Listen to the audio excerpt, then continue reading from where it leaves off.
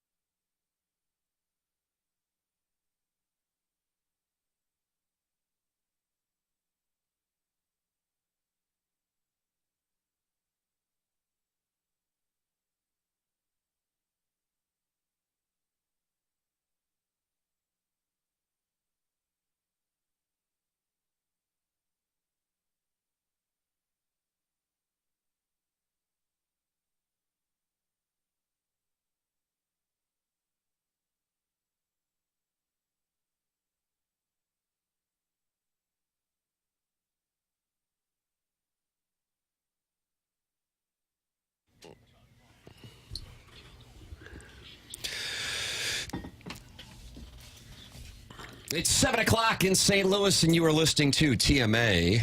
Doug, that stands for the Morning After. Yes, it does. Presented to you by Brown and Croup, and welcome to the Munganess St. Louis Acura, Munganess Burkett, Alton Toyota. 7 o'clock hour. Tim McKernan, Doug Vaughn, Martin Kilcoyne, Jackson Burkett with you on the program.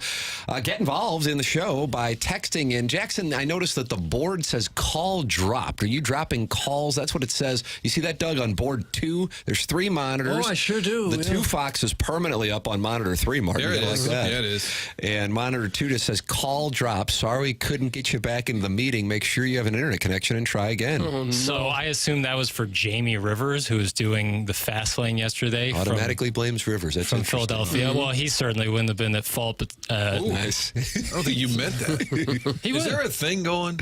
Yeah, you and Jackson Rivers. and Is Rivers it have a really little a thing, thing. or is it a bit? Because I like the bits. You like sketches or you like bits? I got to be honest. Burkett and I are working on a lot of bits. Oh, is that right? Yeah, I don't feel good about it. That's going to really piss off the TMA audience. I know. I'll let you know like which bits. thing will piss off which audience. It's like we have Republicans and we have Democrats, and we've alienated the entire electorate. We're going for that what is it, Jill Stein vote? Yeah, friend of the show. She's been on the show. No, she has. Yeah, oh, yeah. Do you remember that, Doug? Yeah, 2016. That's exactly right. Look at you with the years. Oh, you do the know the Cubs years. in the World Series, is that why? Well, it was an election year. You had to have Jill. She was running. All the big folks. Everybody's doing Rogan. Jill Stein, what do you got? I'm on TMA. Yeah, 9:20 a.m. in St. Louis. And she didn't wind up winning. Yeah, which is a shocker to her. The YouTube observers are noticing that Doug is dressed for Halloween. I'm dressed up as Little Red Riding Hood, but Doug is dressed up as the conductor. Martin, you like that? Look at that. I didn't put it together, so it is Halloween. It is Halloween, yeah. I saw the hat sitting over there. If you see a conductor's hat sitting in the studio, you wear that hat. Are you collecting tickets? Yes, it's kind of a salute to Tom Hanks and Polar Express and the brave men and women who punch tickets on Metrolink. You got a little social commentary mixed into that. They had a shooting again last night. You see that? Oh, is that right? On one of the buses, yeah. I was up at 2:45 a.m. with the old alarms. I saw you tweeting at like What time? 11:30 or something. Oh, yeah, when the Dodgers won. Right. Oh, yeah, that. Well, it's Fernando's birthday on Friday. For the World Series parade, but then you're up at 2:45? Didn't you hear the alarms? Did you guys Hell not hear no. the I'm hopped up on so many pills, I don't know my name. You slept through the tornado warning? We went to We had a basement. tornado warning? Yeah, we were all in the basement. Were you? Yeah. So was I, because that's where I sleep, because my 2-year-old's in bed with my wife. Well, you were safe then. Don't worry about it. Doug, you were in the basement? Yeah. You have to. I mean, it was 2:45. Your phone goes zzz, like the Amber Alert. Then you hear the sirens going off outside your window. You didn't hear that either. No. St. Louis County. Hell no. Yeah. Tornado warnings And you at go down, 2:45. Go downstairs, you turn on the TV, and they say, well, it's not going to be a bad one. It looks like it could be a small one. Some tight rotation. It's not going to be a huge tornado if there is one. You were probably locked on the 4 Fox. I actually flipped on. Actually, the TV was still on from the World Series. You get that great carryover. And Chris Higgins was on, and he was explaining the same thing. He said, if you're south of 64, I don't want you to worry right now. I was trying to decide, do you get everybody up and move them? That'll shoot the whole day to hell for the kids. Oh, well. Getting up at 3 a.m., but safety first. But he kept saying it was Cottleville, St. Peter's. He was watching it move in and said, this is one of those issued by the National Weather Service. I'm not too worried about this, so it kind of calmed me down at that point. That was at 3 a.m. Martin, you want Jackson to kind of give you a TMA glossary here on this program, and one of the things that you need to be updated on, and our new friends at 101 ESPN need to be updated on, is there is a war between Webster Groves and Cottleville in our audience. Oof. Yeah. Well, maybe Chris Higgins knew that because he was talking about Cottleville, and he did say, if you're in Webster or Kirkwood, you're okay. That's where that comes from. And then I think he winked and said, Timmy, sleep tight. He did. And I was, and I just looked at my Whoop results from last night. Doug always liked to hear when I was in REM sleep. Love to hear I was that. in REM sleep at 2:30 last night, so I was. So you weren't getting up. I was gone. Yeah. A lot of pills. Way to protect the family. He's out cold. Yeah, in the basement while the 2-year-old, 7-year-old, and my wife were upstairs. For my entire life, I could have never gone to the basement for any tornado warning and still be okay, but you never know when the next one might have your name on it. You can't fool around with that. It was pretty jarring. It was, the phone goes, zzz, zzz, and you look and you're like, it's 3 a.m. It's the time of night when you kill bin Laden. And we got downstairs and turned on the TV and everything's fine. How often do you kill bin Laden? No, that was It's just a one-thing deal. Matt Damon told a story on Letterman once. And he was talking about how it was the middle of the night. And he just said, and I don't know why, but he said, it's the time of night when you'd kill bin Laden. And I think Letterman even said, what? So that kind of... use it. Chairman Kurt, that's a T-shirt. We'll get that Can you one. hear me good? There it is. There's Vivian Azure, friend of the show. She'll be with us in the 10 o'clock hour. Also coming up on today's program, my keys are going to make sounds. Take a listen to that, Martin. You're just now getting the tornado warning. Maybe it's on a 6-hour delay. I can't get this thing to stop. No, Outstanding radio guy. Okay, stop it, Joe. I can't. It won't stop.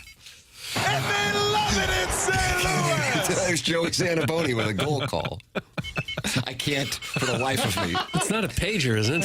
That's what Doug and I heard We're at 3 in the one-pagers. morning. I can't get the damn thing to stop. I am going to need Frank Thomas at some point in honor of the Yankees last night. Oh, yeah. Jackson, do you have to? Is it tougher to get drops on the 101 studio than it was in our little closet next to the Pissa?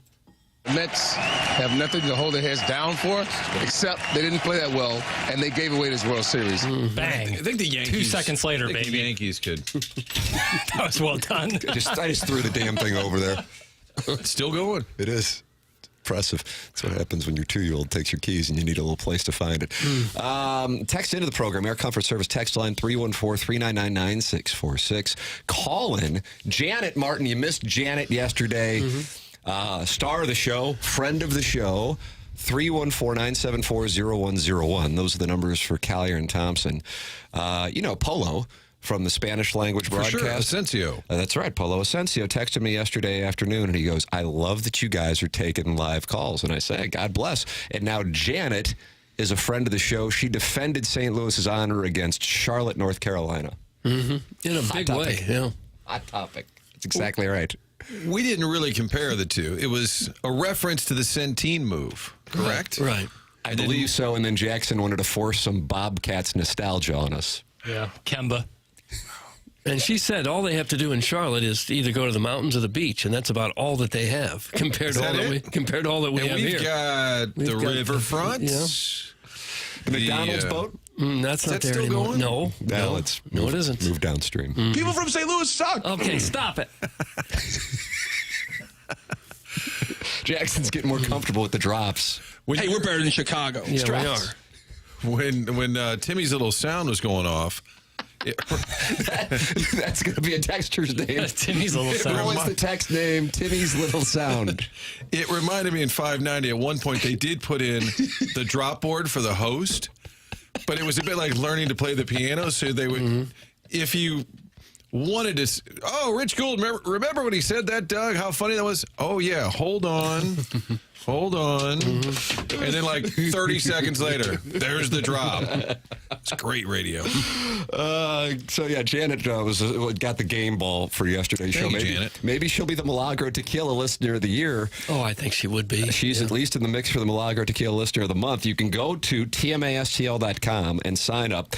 Great news. You can keep your anonymity. Doug would like to dox everybody. I would. I'd like to hear government names. But you can keep your anonymity, sign up, and then we get in a papal conclave. Berkey here will give us the finalists, and then Martin, you will have your first Milagro Tequila Listener of the Month vote, and that's got to be pretty exciting. Kind of like getting a Heisman vote. Yep. So Only more important. yeah, clearly. So from my standpoint, if Janet signs up, she is very live to win this thing. We are in the Munganess St. Louis Acura, Munganess Burkhardt Alton Toyota, 7 o'clock hour. They're online at stlouisacura.com and altontoyota.com. And you are welcome to partake in the program in the YouTube chats. I understand the YouTube chats are kind of warring, the 101 ESPN YouTube chat and the TMA STL YouTube chat, that people go back and forth and they like run across to the other YouTube chat and they start stirring the pot and trying to cause chaos in the respective chats. But I see Tiny PP is in the TMA YouTube chat today, and that's a big win because, Martin, as you know, Tiny PP is one of the most powerful forces in YouTube chats in St. Louis. Did Strauss invent PP Talk? He did. He referred to TMA circa 2009 through 2014 as PP Talk. We almost renamed the show. So we are DBA PP Talk. And when he would come on Fox 2, you had to beg him, but he wanted to be on the show, Sports Final. He'd say, what time's that puppet show anyway? And he would always call it a puppet show. And they'd say, okay, do I wear a tie to that? And he really wanted to do it right, but he had to act like he didn't want to be there. And when I referenced that at his funeral, puppet show, 3-4 months later, I see Ken Rosenthal at Cardinal Spring Training, and he just walks by and he said, puppet show. That's all he said. And I knew exactly what he meant.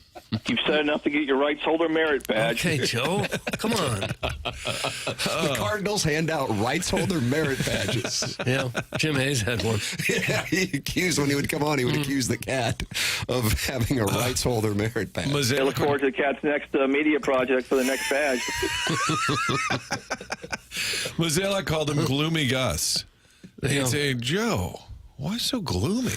And it is true that the typical Strauss lead to a story would be, despite a fractured clubhouse where players are feuding with the manager and free agents want to jump ship, this team somehow cobbled an 11-1 win over the Pirates. And it would be like, wait a minute, they won 11-1? But you had to get through all the fractious nature. We will take your calls. We will take your texts. Nobody's going to call in this early. I don't know. I could see it. Now that people know that we take live calls, the phone lines light up. The issue is we don't know how to answer them and then get them on the air. But that's something that we're workshopping. And maybe there's the chairman. He's out there lurking to see the Callier and Thompson phone lines, 314-974-0101. So here's what we got on the itinerary from the guest standpoint today. Jackson, why don't you tell the people, because you're hard at work booking guests. We have Bernie Federico at 8:15. Blues and Flyers tonight. Pregame here on 101 ESPN at 5 p.m. Let's see how these boys bounce back after two tough ones north of the border. At 9 o'clock, we have Robert Thomas. And that's a weekly thing. Yeah, of the St. Louis Blues. He'll be joining us every week. Robert Thomas. 10:15, we have Chris Zimmerman, who's going to be talking about Amendment 2, sports gambling. Has anybody seen any polling on that to give an indication where that's trending? I have not. I have to believe it's going to pass easily. That's what anyway. It feels like it's time, right? But it's been time. But I don't know if, like in the more outstate portions of Missouri, that it might be deemed evil, and therefore will not trend well there. I think the mayor of Kansas City had a tweet the other day, and instead of saying, I'm morally opposed, or I don't like that all the money's not going to schools, he said, it's this simple. Do you want folks gambling in our state to go across the river to Illinois, to go over to Kansas? If that's what you want, then vote no. If you want that money to stay here, vote yes. I thought that was a good way to simplify. Yeah, that is actually. I agree with you. They've had a real big marketing push in favor of it. And I'm not sure there's enough votes in southern Missouri to cancel out what's going to happen in St. Louis and Kansas City. Yeah. That's where all the votes are. Can I ask a question about it? I am taking questions. Doug, as the conductor, is not. I'm not taking questions. Why are the teams, what's in it for the Cardinals and Blues? I agree with you. That's one of the things I want to ask Chris Zimmerman. Yeah, because they are heavy advocates. They have been. They've been down to Jeff City and lobbied. I was told that they'd have these gambling booths inside the arena, inside the stadium, and then they get a cut of that. But how sizable is that? I would think most people are just going to be betting on their phones. I understand that. I'm curious why they're so passionate about it.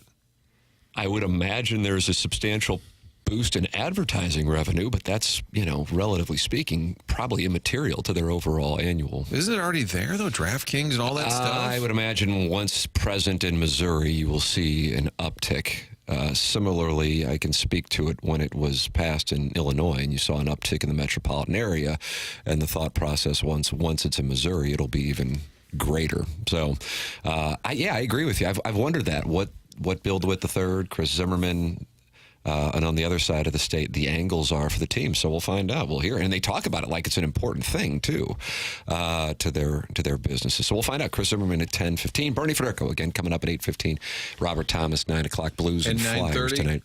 Jackson, 9:30. I'm sorry. Martin has a little thing called the surprise line. Thank you. Whoa! What's that? It's a guest. Surprise. It's a guest. Oh. So you've gone rogue and you've booked a guest. But clearly Jackson's against the idea. Oh, is that right? Well, you just rattled off who's on the show and you just glossed over that. Unbelievable. I went Chris What's Zimmerman. going on here in this studio You mentioned today? everybody, but we'll have another guest. No, but then after Chris Zimmerman, I was going to mention it. And then at 9:30, Martin has a big surprise. Oh, you were going to. These are people you will know, but hopefully they get more and more random. That's my idea. Oh, is that right? Huh. Rich Gould? We know from the world of sports. Well, I'm not taking questions. No, I thought I wasn't. You both aren't taking questions. I'll take the questions. Call in. Callier and Thompson phone lines. Eric in the Central West End says he's called in 3 times and nobody's answering. Oh. And Jackson, for the record, is attracted to Eric in the Central West End, even though they don't have a similar worldview. Jackson, of course, known as Libby Jack. Mm-hmm. Yeah, but he's tall and he's a handsome man. It's okay. That's not how we describe guys like our own age and your age anyway. He's older than me. Ooh, not you like an older man, bro? I don't really judge on age. I try not to. Again, so open like heart. If like a 70-year-old guy started hitting on you, you'd be open to it. You know how I feel December. about Retief Goosen. So, how do you feel about Goosen? That's a man. Oh gosh, what is this? I can't even picture Retief Goosen, let alone spell his Me name. and Tim saw him like a month ago. We 2 played in months the ago. Ascension Pro-Am last month, and I go, Jackson, look over there on the tee box. It's Retief Goosen. And we stopped the cart so Jackson could take him in. Well, Metaphorically. That was. I wanted to watch it. He was hitting the 3-wood. I wanted to see. I wanted to see his move. Martin, would you know Retief Goosen if you walked in that door behind you? I wouldn't. I don't think I'd recognize him either. 2-time U.S. Open champ. Nicely done. Nice show prep. Just very dropping nice. some golf knowledge nice on show you. prep. All right. Hey, Martin, the World Series is over. You might be aware of it because you were watching it, and it wound up being a classic ball game. You shipped it with Jack Flaherty right when he imploded. I sent a text to our group text. Nice call on that one. But they are depressed in New York, as you might expect, after the way they blew a 5-0 lead with 2 outs in the 5th inning. And I got to be honest with you, if this were the Cardinals, I'd be pretty upset about it too. We'll talk about that. You'll hear a lot of reaction coming up as well. All of that to come. And then Bernie Federico, Robert Thomas, Chris Zimmerman, and then nonsense from callers and texters and the Design Air Heating and Cooling email today at 10:45, the morning after at InsideSTL.com. This is the Morning After, presented to you by Brown and Crouppen on 101 ESPN.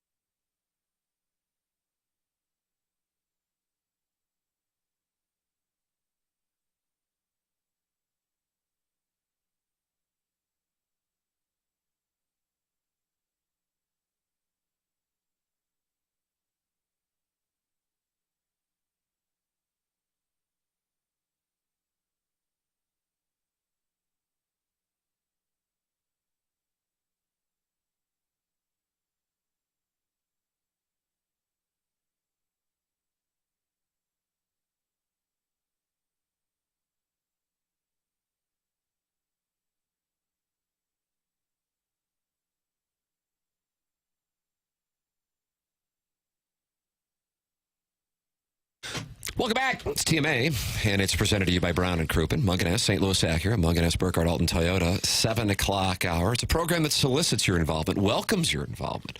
Once your hatred, let it flow through your veins. Call in, come at us. We're used to it. 20 years of it, Doug. Got a lot of calluses on my hands. Yeah. We get kicked in the teeth and in the groin quite a bit. Daily basis. That's right. And we welcome you to do it again.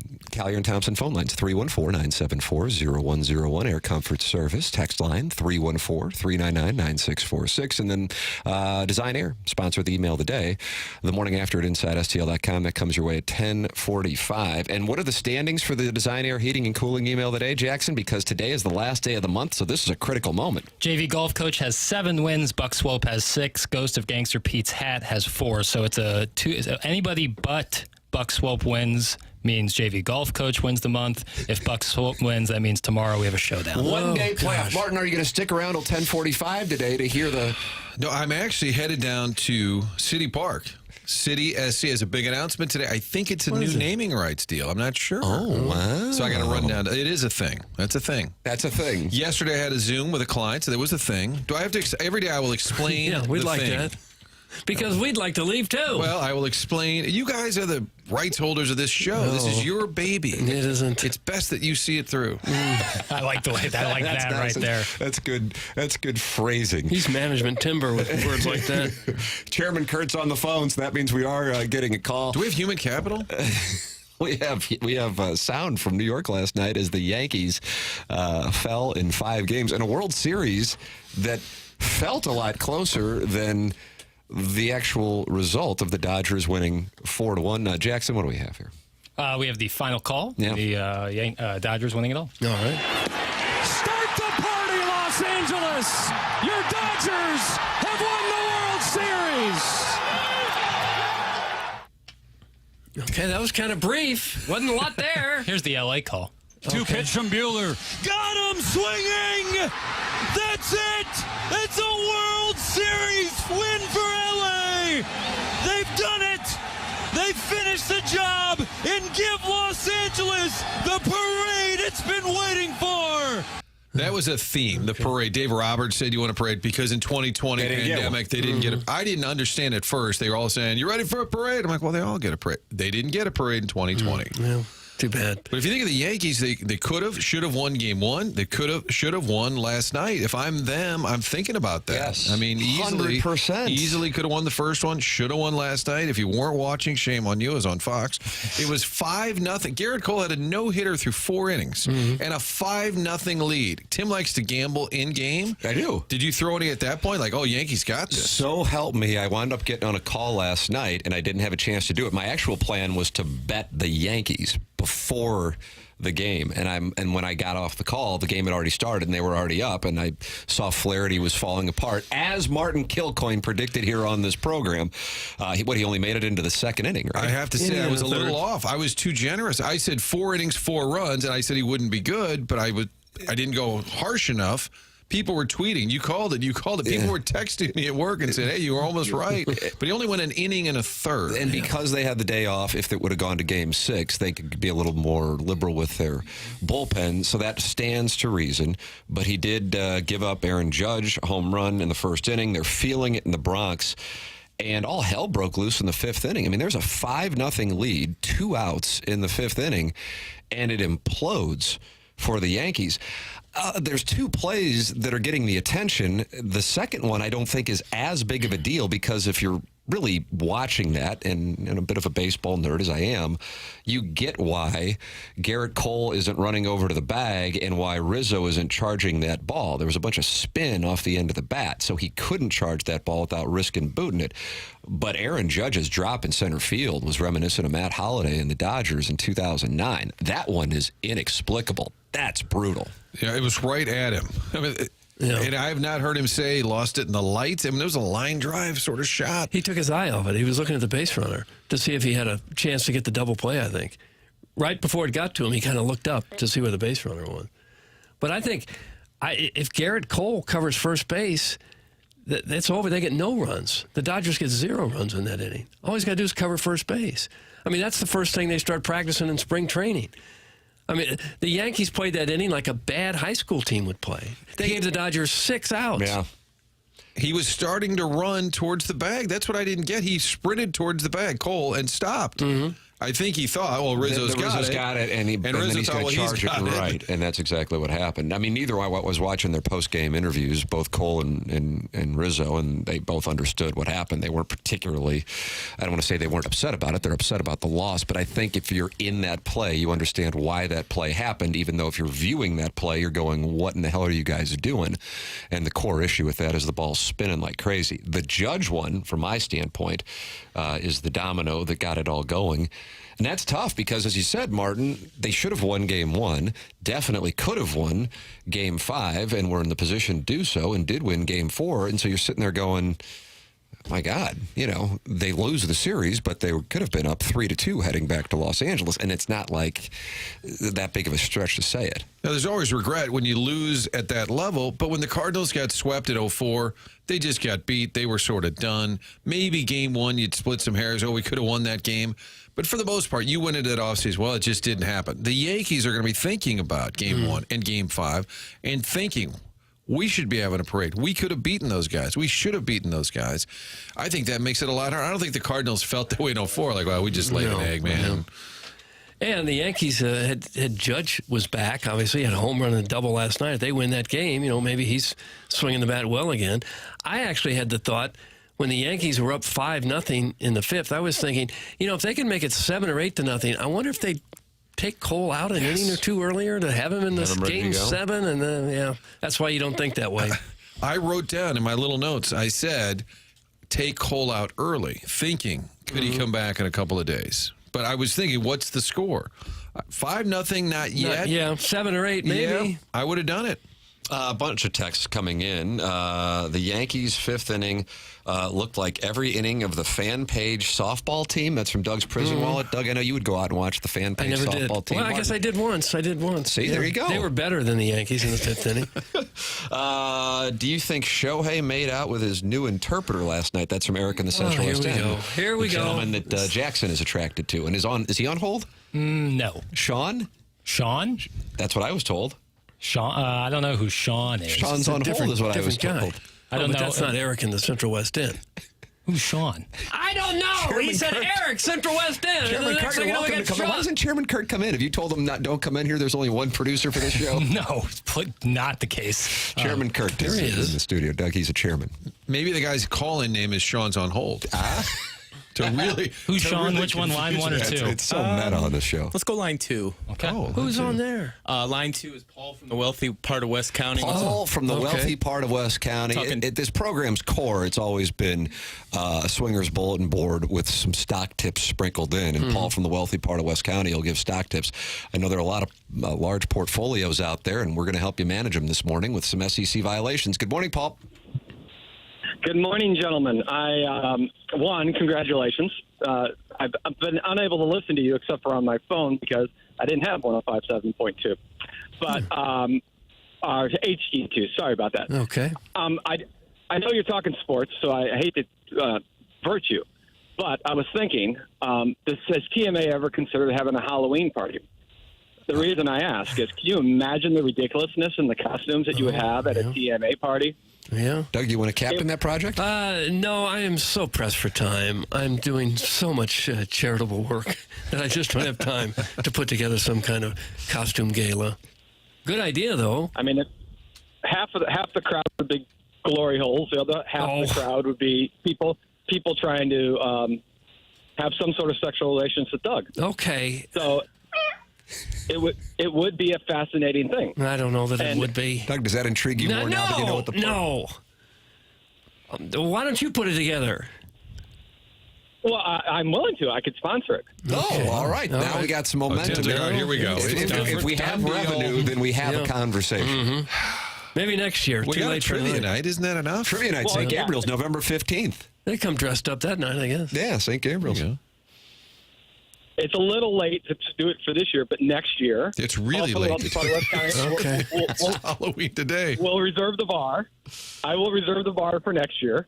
Okay. And you guys advertise it, and it would be a highlight of the year. Okay. We'll think about that. Okay, so this is my only tip for today. I didn't have a stock tip. Okay, stock tips? we like All right, stock thanks. tips. Okay. Be upfront about that. Well, Martin, one of the things that can happen on this program when people call in, the texters don't necessarily like this.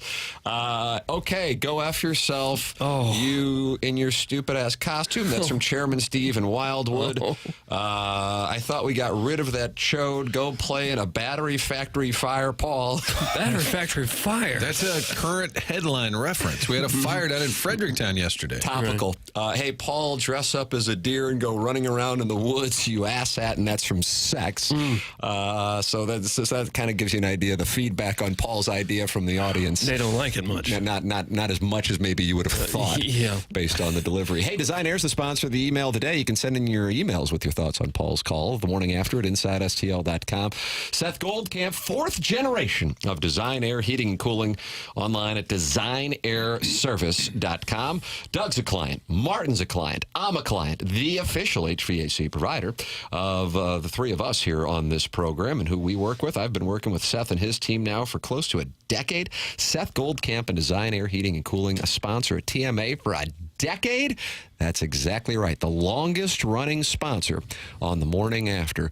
And we are grateful for his support and the support of the email of the day coming your way every day at 10:45 here on TMA. If you have any heating needs, go to DesignAirService.com. That's DesignAirService.com. It's Seth Goldcamp and Design Air Heating and Cooling online at DesignAirService.com. Get involved on the program. As you hear, we're taking live calls on the show. 314-974-0101. Air Comfort Service text line, 314-399-9646. And you can listen to the podcast anytime you want. It's brought to you by Schaefer Door Company on the 101 ESPN app. Schaefer Door Company, sponsor of the 101 ESPN app. Tim McKernan, Doug Vaughn, Martin Kilcoyne, Jackson Burkett with you. Bernie Federico at 8:15. Robert Thomas, 9 o'clock. Chris Zimmerman at 10:15 on Amendment 2. I'm getting some polling data coming in on this. Oh, how are you? Yeah, I feel like I'm handling election night. So we got some polling data coming in on Amendment 2, and we'll have that for you on the other side of the break. This is TMA, and it's presented to you by Brown and Crouppen.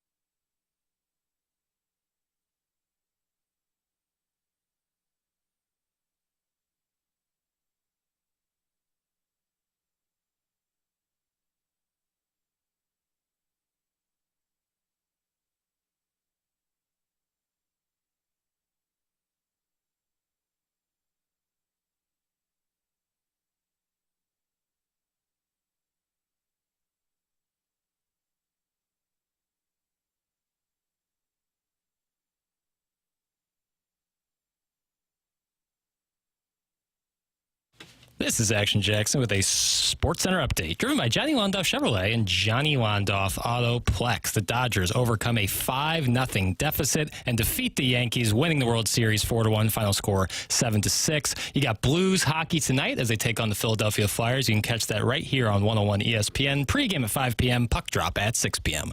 That was another Sports Center update, driven by Johnny Londoff Chevrolet and Johnny Londoff Autoplex. See them at londoff.com. Chevy, together we drive. Are you kidding me?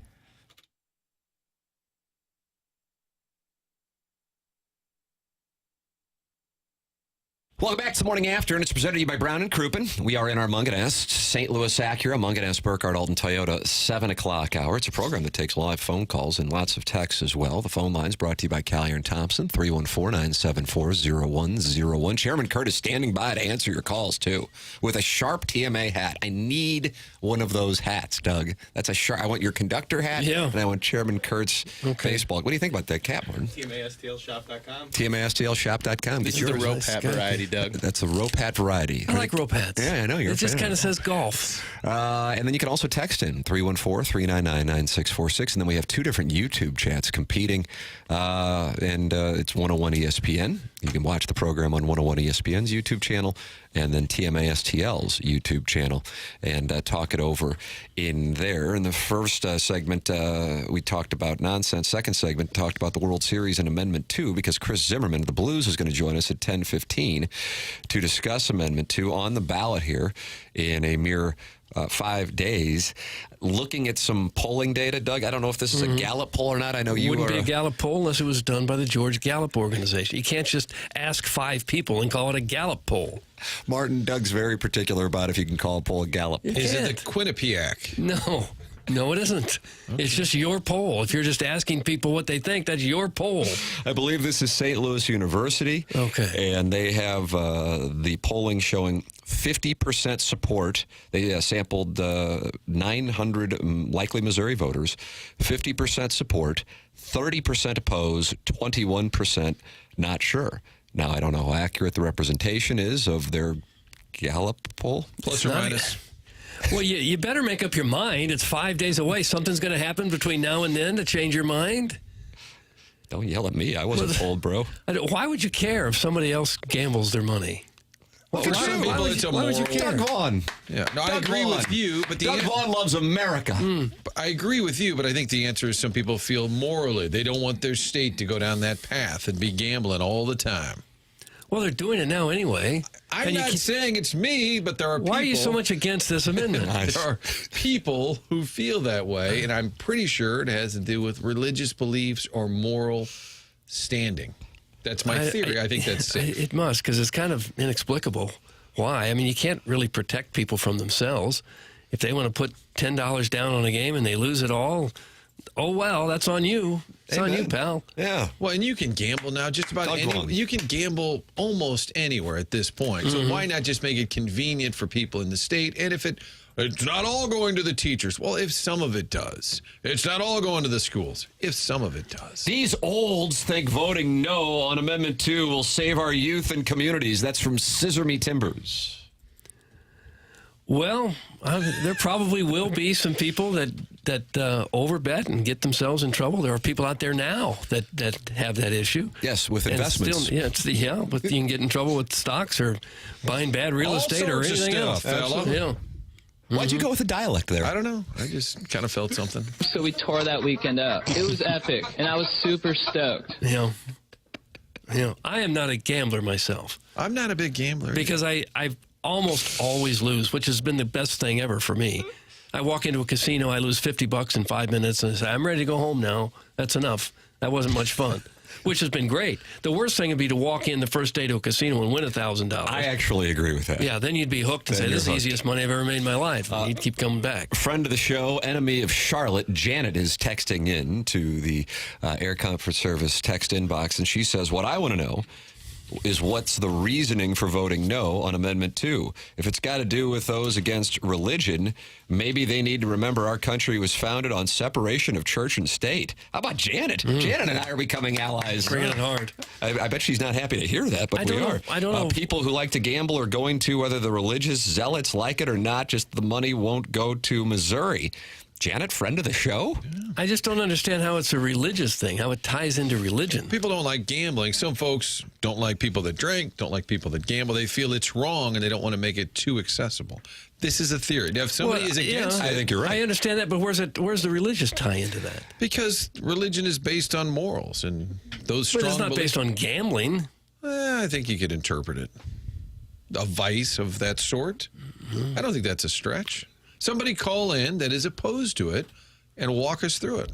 Yeah, I think that's Chairman fair. Kurt's standing by the Callier and Thompson phone lines, and we'll put you on. We're about equal time on this program. Is that what it's about? This is what it's about. Okay, I knew it It's was about something. We finally stumbled on it. 20 years in. Can we make Janet the sixth producer? That's from Mrs. Janny Shanahan. Janet is waxing poetically. That's from the 8:30 Recreator. Maybe kids will spend their time gambling instead of doing their little dances on TikTok. That's from Shooter McGavin. Not happy with the kids dancing on TikTok. Martin, do you get on that TikTok and watch the kids dance? No, but the kids do. I've seen a lot of videos on TikTok, and usually it's a cat falling off a table or something, and then the kids laugh. What is it, like the Dickens? They do, like the Dickens, yeah. The kids laugh a lot, and I'll say, what are you doing? Watching TikTok. And I know it's ruining America, but I've watched some of the videos, and I don't quite see how it's ruining America. I'm a big fan of that TikTok. I got to be honest with you. I'm surprised because I used to think it was just like, moms who were bored at home during the day doing dances and looking for attention. And yeah, I think that's there, at least until like Napoli opens. But then I noticed that there were some other things on there that have really intrigued me. And Jackson's happy to hear that I'm on board with TikTok because he said it's not just moms dancing looking for attention. It's true. If you can build up your FYP, that's your For You page. Don't ever say that again on this show. If you can build up a nice little algorithm, it is the world's greatest time waster. Like if you just need a distraction for 10 minutes, TikTok, they call it new sponsor. They call it brain rot. You just need to rot your brain for about 10 minutes. It's a pretty outstanding way to do so. The big argument against it is that it's owned by China and they're collecting information. Just as Facebook collects information on Americans, it's owned by an American at least. This is China getting information on users. I've submitted that anybody who wants information on me has it. So I'm telling you, websites and the internet works a lot better when you hit accept all cookies. Like when you just give up, everything just starts to light up. I know it might be, kind of, not optimistic there, but that's just how I feel. Like, just take my information. But I don't care. If there's a website like that and it doesn't cost to be on it, remember, then you are the product. And that's fine. And You're fine with being a mark. Yeah, I cost a pretty penny. You cost them nothing. I got valuable data. Well, Facebook is global, and it's based in the U.S. Are they mad in Asia that Facebook is collecting their material? Is there the equivalent over there? So. Should we take a Gallup poll? Yeah. Doug, we're going to do a Gallup poll on the it won't program. Be a Gallup poll. It just Chairman won't be. Kurt, you want to tweet out a Gallup poll? Are you in favor of, or are you going to vote yes or no on Amendment 2? That's our Gallup poll from TMASTL on the Twitter tweets. Is that where the Gallup poll will go?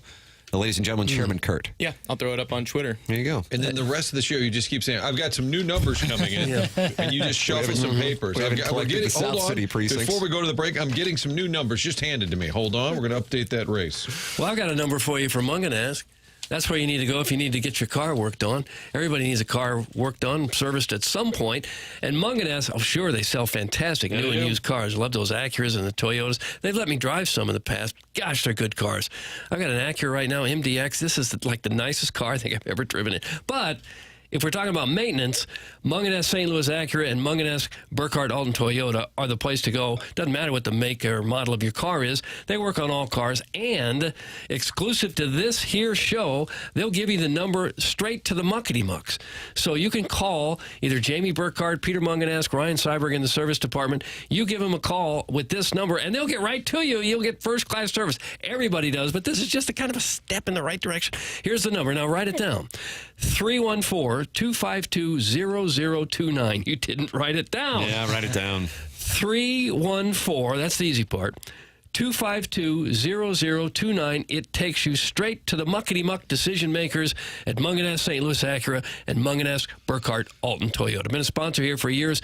Fantastic people. You will absolutely love your experience there. Online at stlouisacura.com and altontoyota.com. There it is. I have a couple of dissenters. Sponsor the 7 o'clock hour. I'm sorry. When we come back, two very interesting takes as to why they voted no. A couple of people that I know saying for good reason, and then they explain it. Nice tease, Martin. Wow, you just got better Wonderful teasing. We got a chance in those mid-market rankings.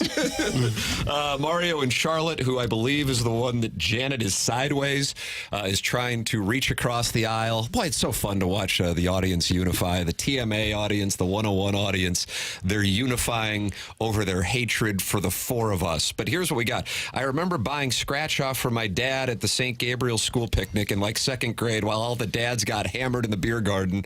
This is why they discriminate against us Catholics, Janet. That's from Mario in Charlotte. Look at that, Doug. Okay.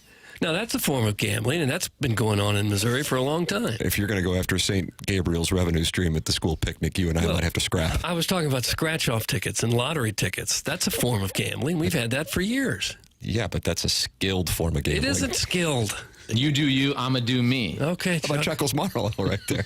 All right, Martin's got people texting him who do not like Amendment 2. Chairman Kurt has put up the Gallup poll on the TMA STL Twitter account. Tim McKernan, Doug Vaughn, Martin Kilcoyne, Jackson Burkett. Chairman Kurt is in studio to take your phone calls on the Callier and Thompson phone lines, 314-974-0101. It's the Munganess St. Louis Acura, Munganess Burkhardt Alton Toyota, 7 o'clock hour on TMA, presented to you by Brown and Crouppen on 101 ESPN.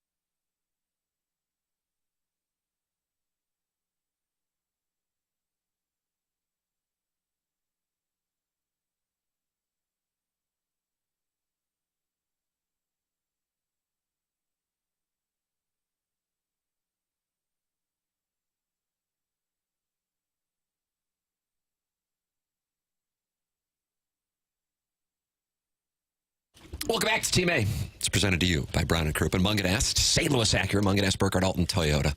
Get involved on the show. Chairman Kurt is in here now to take the phone calls. He is in here to take the phone calls. And he's sitting down. He means business. Yeah, I like that. The number, Callier and Thompson phone lines, 314-974-0101. Air Comfort Service text line, 314-399-9646. Schaefer Door Company, 101 ESPN app. And then we have the TMA STL app as well. 2 different apps that you can download and stream the programs anytime you want. And then, of course, Design Air, sponsor of our email of the day, the morning after at InsideSTL.com. Talking Amendment 2 is Chris Zimmerman of the Blues is going to join us at 10:15 to talk about that. Blues and Flyers tonight here on 101 ESPN. Bernie Federico at 8:15. Robert Thomas at 9 o'clock. Martin, you're receiving texts from opponents of Amendment 2. Yeah, first of all, I got to clear up here. A longtime associate, Cousin John, has texted me. Yes, I haven't heard from Cousin John on the air since 2006. Cousin John said, he sent me a little clip here. China blocks numerous Western social media platforms to control information and maintain social stability. I like that, social stability. Wow, blocking Facebook, Twitter, Instagram, Snapchat, YouTube, Tumblr, Pinterest, WhatsApp, Telegram, and I think there's more. So my question was, how do they feel about Facebook? They block it. Okay. So for us to block TikTok, well, we'll show you, so it would be even. As far as Amendment 2... They don't want to... People here don't want to block TikTok. They want China to sell it. They want it to be sold to an American company so that China doesn't get all the information. All right, and here is a texter about Amendment 2. It's an epidemic amongst high school kids right now. It's really bad. Making it more accessible to them is not a great thing. This is from somebody I know that's in high school administration. So there's concern that it'll make it even easier for kids. And Wouldn't you have to be 18 or 21 to gamble? I would think so. So I don't know if they're working around that amendment. You just crowdsourced, bro. I sure did. I couldn't be sorrier what I just did. Martin, we're anti-crowdsourcing. Okay. I assume that you have to be a certain age to gamble. Yeah. I mean, you do to walk into a casino. You do. You usually have to take a picture of your license and all that. I thought it was 21. Yeah, 21 is what my lottery, it's 18.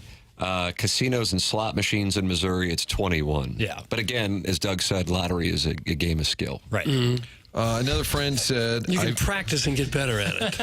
I voted no on the amendment. I don't care if people gamble, but to change the Constitution with a 50.1% against 49.9 vote, I think is wrong. A Constitution should only be changed with a 70% approval. So that's an interesting take. Oh, wow. Poli-sci season. Yeah. So that's a reason we were asking. You couldn't get 70% approval on people agreeing that today is Thursday. That nothing will ever change if you need 70% approval. I don't believe. But we now have 2 reasons for dissent. We were asking the crowd. This friend said you also have to be a certain age to buy beer, cigarettes, etc. People have access to those in high school. They'll have even more access, I believe, through this. So that is a concern. Gambling's all the vices are a concern, though. Yeah. Wearing a conductor hat's a vice. I'm getting the Once numbers you get hooked, in. you can't take it off. From the TMA STL Twitter poll that Chairman Kurt posted, are you planning on voting yes or no on Amendment 2 so far? 114 votes here in a matter of 2 minutes. 87.7% are voting yes. So, and then Chairman Kurt, you say, if no, what is your reasoning allowing people to expound? That is TMA STL. That is our Twitter account. It's also up on the Instagram and on the TMA fan page as well. Oh, there you go. Doug, all kinds of different platforms to access Friends of the Feather. All right. It would figure that listeners to this show are going to vote overwhelmingly in favor of it. What are you trying to say, bro? I'm just saying that this is the kind of show where people tend to be younger and skew more liberal, so they're going to probably be much more likely to believe if gambling should be sports gambling should be legalized. Jackson, you're known as Libby Jack by the audience. Do you feel like our audience skews more liberal? I'd say it's probably just it's pretty close. I would say it's in the 50s on both ways, or 50 and in mid 40s. You know. I don't know. The math wasn't working. I don't know about that. Well, the split would be like in the mid 50s, mid 55-45. Yeah. I got ace king. You got pocket queens. Let's run it twice. But I fold. Having said that, Wow, I don't great hear a fold. lot of conservatives saying no. We have to say no to this gambling. I don't think it's a liberal conservative thing. I don't think so either. I guess if you're, I don't know. I think it's pretty people. It seems to me people are on board with it, but I don't know. I haven't heard many dissenting opinions. This could be a great stumbles into opinion guy segment where we sort of talked ourselves into a circle. This is the libs versus the conservatives, and I'm not going to have it. Martin. So what side are you on? I'm for the amendment because I'm a liberal conservative. What? Yeah. Right down the middle. I found myself 2 weeks ago. Is this just you and me talking? You addressed me specifically. Yeah, Doug, you and I can sit this one out. Let's take a break here. Sorry, Libby. Well, you like talking about radio guy who stumbles into his opinion or something. I had something 2 weeks ago where I was talking about the Yankees pitching, and I got bored with my own take and kind of just gave up mid-take. Yeah, have you ever seen a guy who abandons collapses mid-show? Yeah. Collapses. Hello, la, la, la. Those are the kinds of calls we can get on the Calgary Thompson phone lines. Oh, this show's audience skews 100% liberal. Take one look at that fan page. That's from Mr. Licks, who is not on board with the fan page. Here is something I think you can get 70% approval on. TMA is awful. Tim McKernan is an arrogant ass. I refuse to listen to his garbage. You have ruined sports radio, indeed, for the last 2 decades. Makes you feel good, doesn't it? I don't really care. Is Jackson Pittles speaking coherently? Jackson, are you speaking it coherently? I think I am. You guys are understanding what I'm saying. You just miscalculated the math a little bit. Yeah, again, stumbling into opinion guy. I didn't really think about my numbers beforehand, and I'm bad at math, so all of those things combined led to that. Just more division from Jackson. Who told Pittles conservatives don't like gambling? I didn't say any. I didn't have a take. I didn't have a take. Now this guy denying his take. I didn't say it was a conservative thing. I don't know if it is or not. We said it wasn't necessarily a conservative, liberal thing. I don't think it is. But people who listen to this show are somewhat interested in sports, and so they're probably somewhat interested in sports gambling. Agreed. Are you aware that Jackson is dressed as Doug for Halloween? Yes, that's what he came in and told us. He's wearing an Uncle Leo's Pizza quarter zip and then black pant. Yeah. And Doug said, how come you're not wearing khakis? And Jackson said, I don't own a pair. I do not own a pair of khakis. Not one pair of khaki pants. No. Nope. And you went to Ladue. Yeah, I know. Well, I probably did when I was at Ladue, but khaki and my pale skin don't match. It's not good. Yeah, I think that's probably a good assessment. Yeah, it's not. It all kind of blends in. Earth tones in general. What? You could be camo if you wore khakis. Yeah. You could kind of blend in. John Cena. We saw you yesterday when the lights were shining through the window of the studio. You virtually disappeared. His face disappears. I have the worst. This is the worst seat in the house. Like this, the angle of the camera and the sun. Management already coming in from Jackson. I need a better seat in the studio. Maybe I'll talk to Tom. Where's that? Morgan, can I write on your dossier? What do you got? A complaint to Tommy regarding his seat in the studio. Look at poor Chairman Kurt. He's off in the cuck chair. He looks like he's a kid. And he couldn't be happier about it. It's like a kid at Thanksgiving who just got called up to the adult table and his chair's a little short. $28 million. I ain't no lib, Doug. I don't know if people are sending in their net worths now. Nice. I'd like to do that. Let's hear what everyone's net worth is. Dan Patrick would have you say what you could bench, I think, and what your height and weight. That's correct. Your stats. Priscilla does something like that, too. But I'd rather know net worth.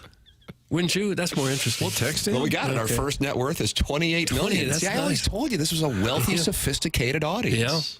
Yeah. And they say now if you're worth $10 million, you're rich. Used to be $1 million, now it's $10 million. Is that right? Oh.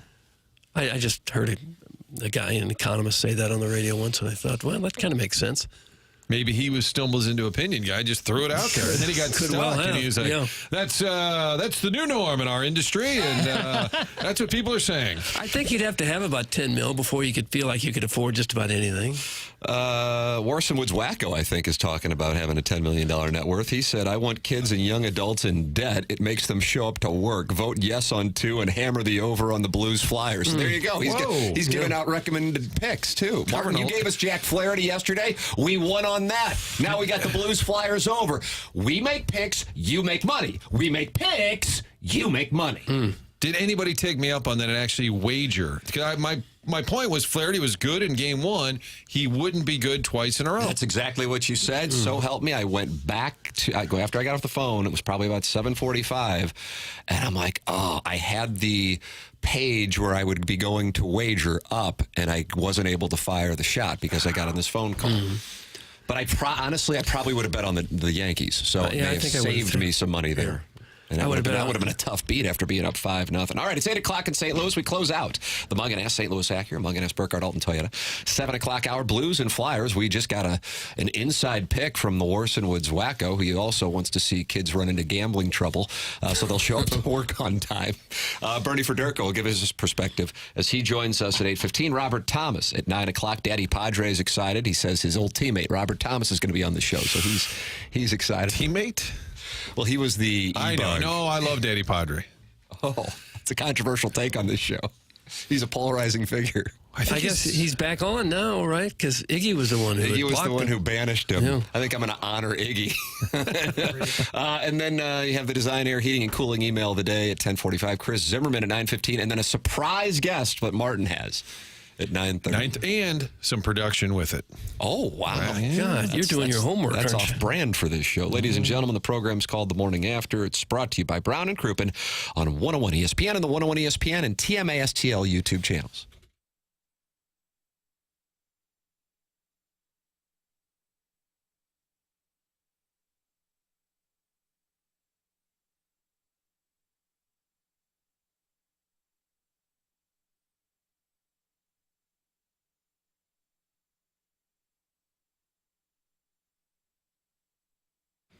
You know what you do on a rainy day? You load up on the groceries. Get yourself a big old bag of groceries, nice meal, get inside. It's Halloween. You might need some candy at the last minute, and you know where to go. That's Schnucks, and the best thing to do is to download the Schnucks Rewards app. And when you do that now, you spend $25. That's it. You're going to get $5 back. The rewards are coming your way when you use the Schnucks app, basically getting $5 for just doing your usual shopping. Plus, the Schnucks Rewards app has all kinds of deals, including personalized savings on the things that you buy most. The $5 reward is a limited time offer. Don't wait. Download the app by November 19th. Make your purchase within 30 days of downloading. You can see the app for details. I love the Schnucks app. Saves you money. You just type in your phone number. You set that baby up, and you're saving money immediately. Become a Schnucks Rewards member. Get $5 back in rewards. You're probably already going to Schnucks now. Save money. Make money. Get the app. Get rewarded. It's Schnucks Rewards.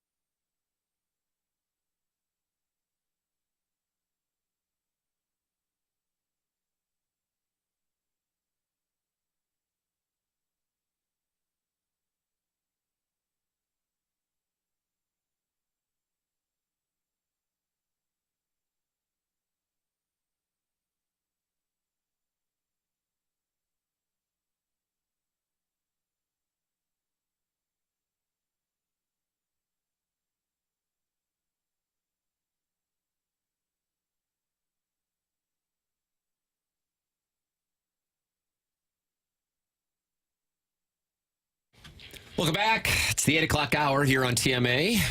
TMA is brought to you by Brown and Crouppen, and our 8 o'clock hour is brought to you by the Fisher Window and Door Store. Get involved on the program. Live phone calls on TMA.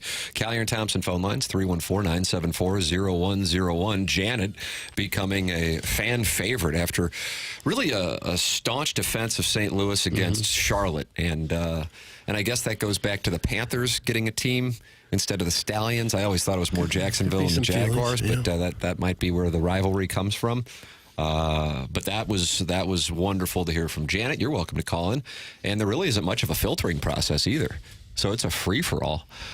Call in, text in, Air Comfort Service text line, 314-399-9646. Bernie Federko will be with us on the Callier and Thompson phone lines here in about, I would say, 12 minutes as the Blues get ready to take on the Flyers. Pregame, 5 p.m. on 101 ESPN.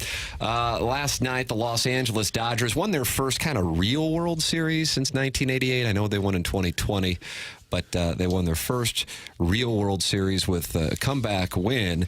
But throughout the course of the day, the star of the sports world was our friend Austin Capacola. I was going to say Copacabana.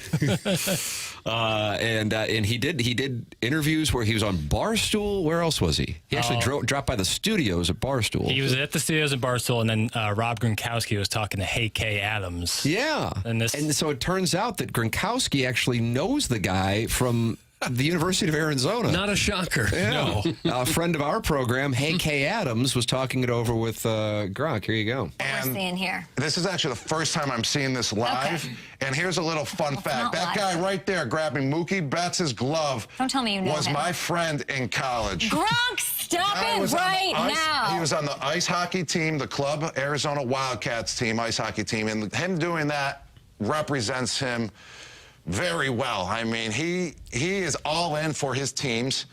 He is all in for the Yankees. I remember him talking about the Yankees all the time, how he loves them so much, just doing whatever it takes to help his team out. But he's a beauty. Okay, he is a beauty. Okay, and I just want to say congratulations. Congratulations! For shining when your moment came. It wasn't a meathead take until the little giggle at the end. Anything for the team. Hey, Gronk, he stabbed that guy. Yeah, but he's all in on the Yankees. He's a team guy. He's all in. At first, he said he was going to be allowed in the game, and then he was not. Yeah. He was not allowed in. And now he says he's worried he's going to lose his season tickets over it. What should they do to him?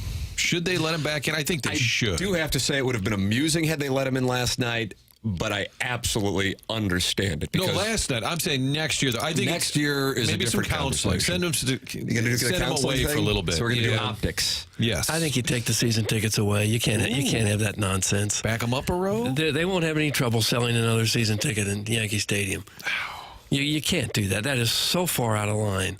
He could have injured Mookie Betts there. It's terrible what they did, but I don't know if I can ban him for life for a judgment in the blink of it. Well, Doug, what if we're all judged by our worst moment? I'm not saying I'd ban him for life. I'm saying I'd take his season tickets away. So he can buy seats. He somewhere just can't else. have season you're not going to sit there. You're not going to sit where you can possibly hurt a member on the playing field. No. Well, for me, I always have a moral compass that is guided by Mike Francesa, and fortunately, he has an opinion on what took place. But the point is, Betts would be right.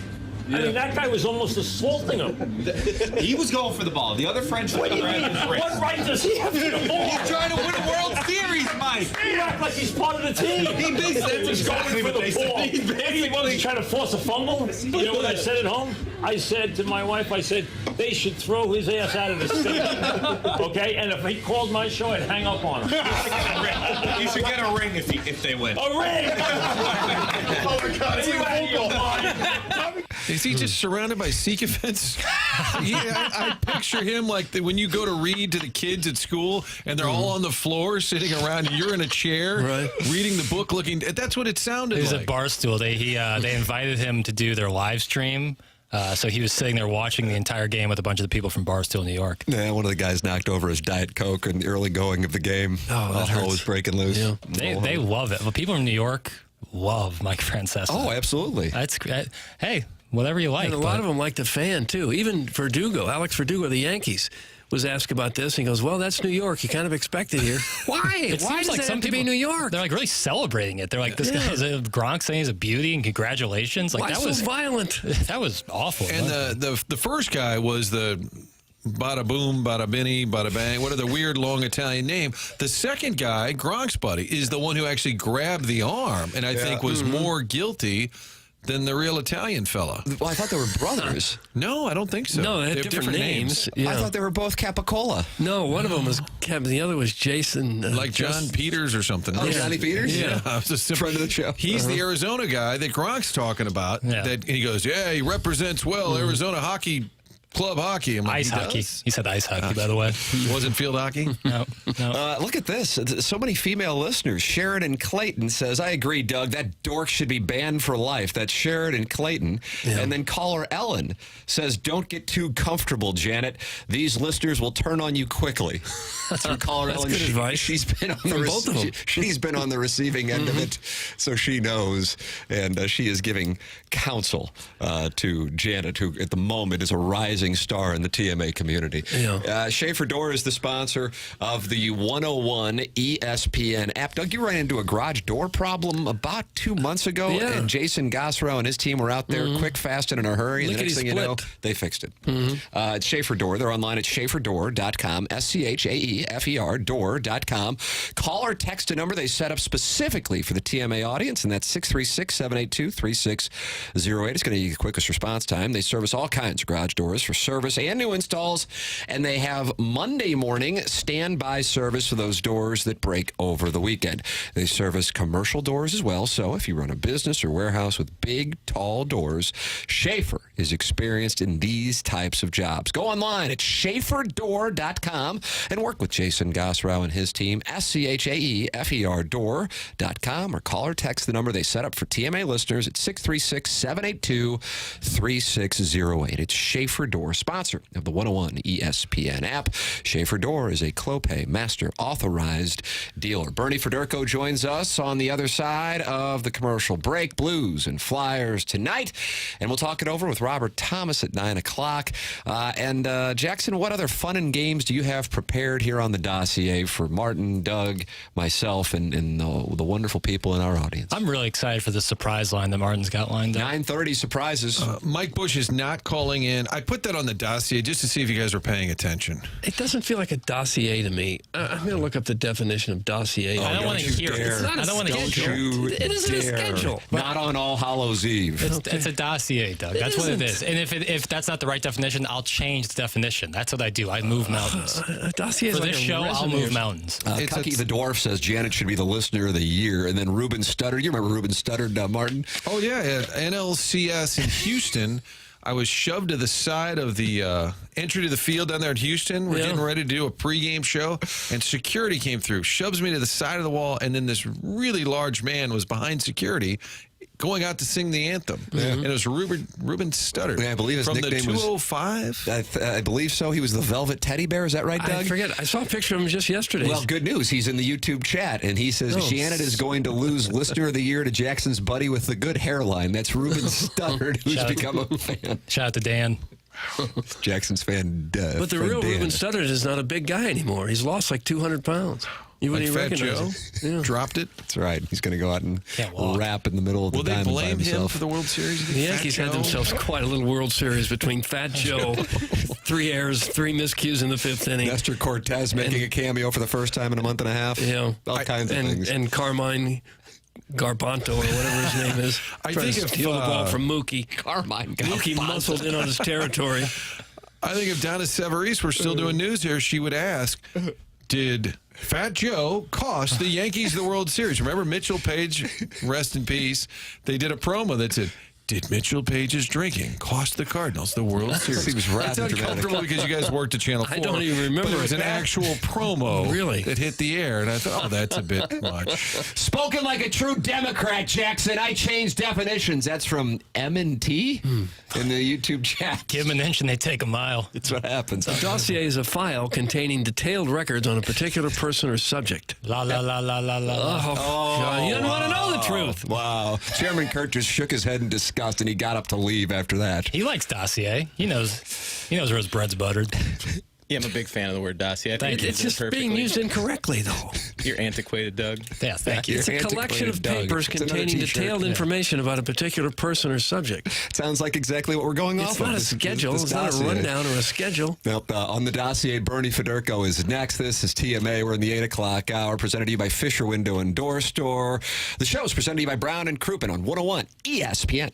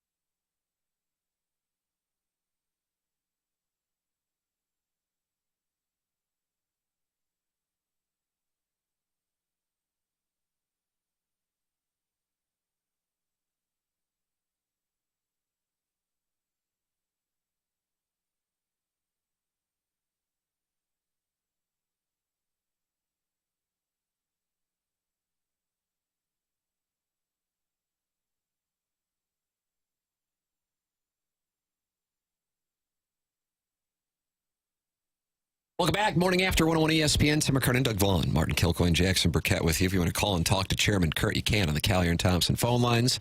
314-974-0101. Email in for our Design Air Heating and Cooling email today, the morning after at InsideSTL.com. And text in the Air Comfort Service text line 314-399-9646. It is the morning after, and it is our pleasure to welcome to the program Blues Hall of Famer Bernie Federko. Morning, Bernie. Doug, morning, Bernie. I don't hear him. Oh, good morning. There he is. Okay. Hello, Bernie. Martin is Jackson. We're not used to having guests. That's one of the core issues. Thanks for joining us on the program, Bernie. I'm in particular intrigued to see how the Blues respond tonight when they take on the Flyers in Philadelphia. After 2 disappointing performances, but one in particular on Tuesday night. I'm sure you have been parts of teams that came off of losses that were like that, and then also put it on teams. And so I'm curious what goes on in a room after a loss like that, and what kind of response guys tend to have to something like what happened Tuesday in Ottawa. Well, that usually happens to every team in the course of a year.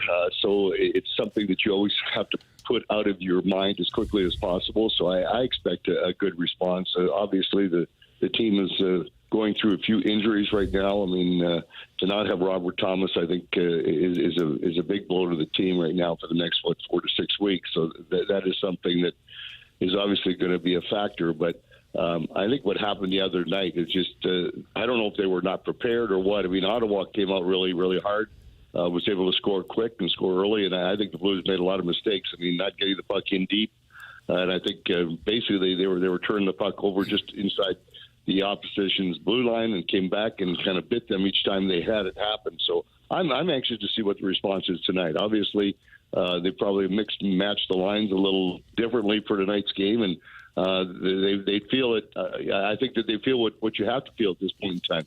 You're 1-2 on the road trip. If you win tonight, it's a pretty successful road trip at 500, and I think that's all they're worried about is really maybe the first period tonight is probably the most important thing that they've got going.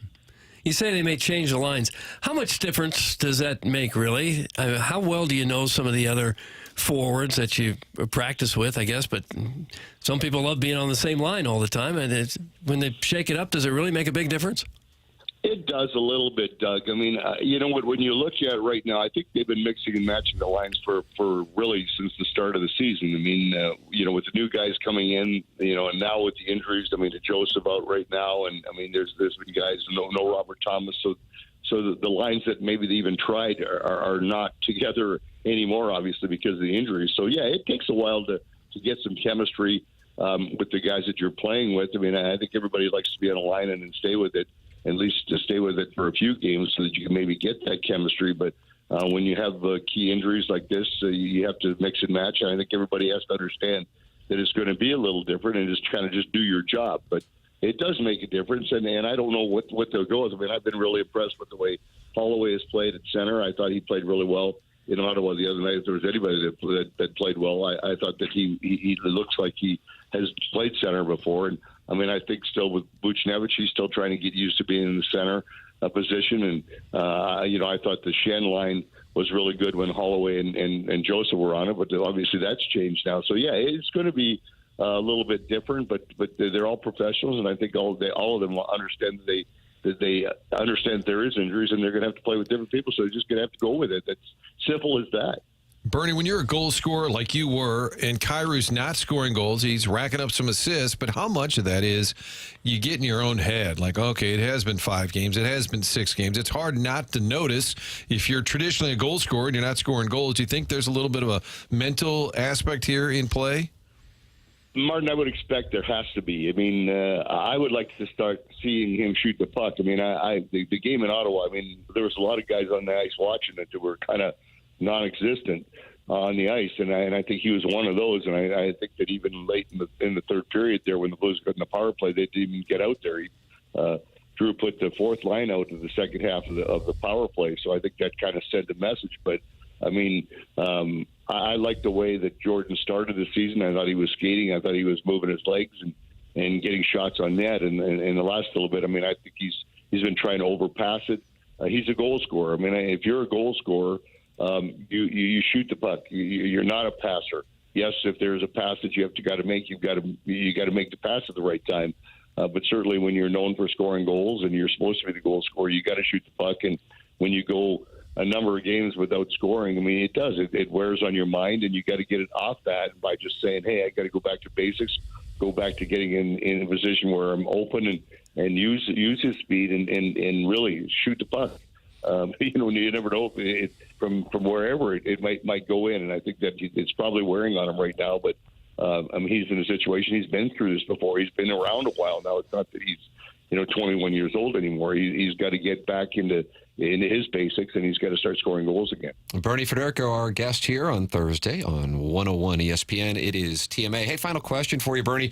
On Saturday night, Craig Berube returns to the Enterprise Center for the first time since being let go last December. Now head coach with the Leafs. Blues handled his team quite effectively last Thursday. What kind of reception and emotion do you think we will see in the building on Saturday evening?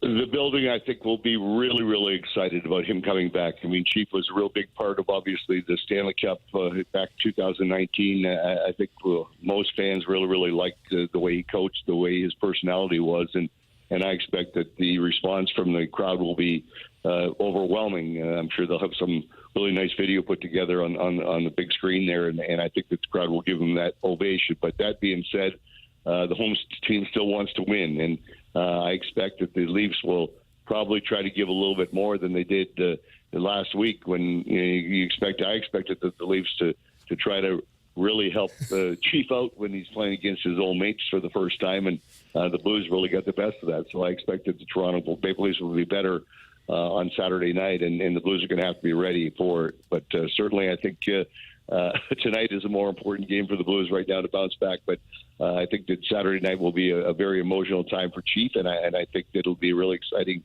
game. The Leafs are a good hockey club, and with the Blues beating them the last time, I think the Blues need to try to do that again, and it should be a really good game on Saturday night. Bernie Federko with us here on 101 ESPN. Callier and Thompson phone lines. Blues Flyers pregame on 101 ESPN at 5 p.m. Puck drop at 6. Bernie, appreciate the time as always. Thank you so much. Fellas, thanks so much. Have a great day. Thank you, too. Thanks, Bernie. Bernie Federko with us here on the Morning After. Doug, St. Louis Hubbard Radio, St. Louis President John Kiowski was walking past, and he peered in here, did a little wave, and then he did a double take and then turned back with confusion, and I think it was about the little hat that you're wearing. It's a conductor's hat. I found it sitting on the desk over there. It's Halloween. You got to wear a conductor's hat. You find a hat like this, you wear it. You're getting good at this. It says the word conductor, so there's no confusion as to what the hat is. Mm-hmm. It's like a chef hat that just says chef across the top. Oh, I see. You're a chef. After the conductor on the train walked around to make sure everyone had a ticket, what did he do then? Drink. If you're on a 2 or 3 hour train ride, what do you just sit there? Had that little ticket puncher. Yeah. I guess. They don't still punch tickets, do they? On the Polar Express, when you get to see the Santa Claus on a burned-out building? Oh, you better believe it. Love that. So you have actually, what do you think when the Santa Claus emerges from the burned-out building just north of the arch? Well, I was hoping there'd be more graffiti for Santa, kind of pro-Santa graffiti. He might be the one painting it. Yeah, it's a tough thing down there. Had they only built that stadium, Tim, things would be different. I do like that Polar Express. I don't really know where they could take you, or you could clean it up. Maybe go the other direction. Maybe go west instead of east. Shot at the landing. I mean, it's hot. But yeah, when I went the first time, and I'm like, where is Santa? And then he popped out, and he was very energetic. So I think that was a homeless person. Could you not go to Forest Park or something? Is there not I don't think there's a train track through there, is there? It's one of the corners. Get off and what about that trolley at the Loop? Yeah, I don't know if that's running. A lot of technical issues. Kind of like that thing's about as stable as sports radio. There's always technical issues. I'm a solid St. Louis 9. Well, there were so many people who needed to go from Forest Park to the Loop. So many tens of thousands every day. Next up, History Museum. Next up, History Museum. Anyone? Hey, Brown and Krupin's the title sponsor of this program. They have been for more than a year, and they signed up for another year of broadcast magic here on TMA. Brown and Krupin is local. Andy Krupin was in studio on Tuesday, and Terry Krupin comes in. Ed Herman comes in. We've gotten to know them. Really enjoy talking it over with them, and grateful for their support. Brown and Krupin was founded in St. Louis in 1979, and if you have a need to talk with Brown and Krupin, anybody in that field, don't you want a local law firm, one that knows how to handle the ins and outs of your case and the local environment? Well, Brown and Krupin is part of the community. You get great service and great results, and they are a strong strong voice and an advocate. They have the power, resources, and ability to do what you need them to do, which is get every cent you deserve for the terrible thing that was done to you. If you think you may need Brown and Crouppen services, call the following number, 314-222-2222. That's 314-222-2222. Or go to brownandcrouppen.com. Make sure you let them know you heard about it on TMA. The choice of a lawyer is an important decision and should not be based solely on advertising. Past results are no guarantee of future results, and every case is different and must be judged on its own accord. Brown and Crouppen, presenting sponsor here of TMA. Jackson, what do we have coming up on the dossier? Coming up on the dossier. What is he going to get? He's going to get better at teasing right here. Your question. I got some audio from Joe Davis talking about how he comes up with his big calls and the mindset, what goes through his mind during a big moment, and how he does it. I like it. You know what I find with that team is he and John Smoltz kind of sound alike. Sometimes I don't know which guy's talking.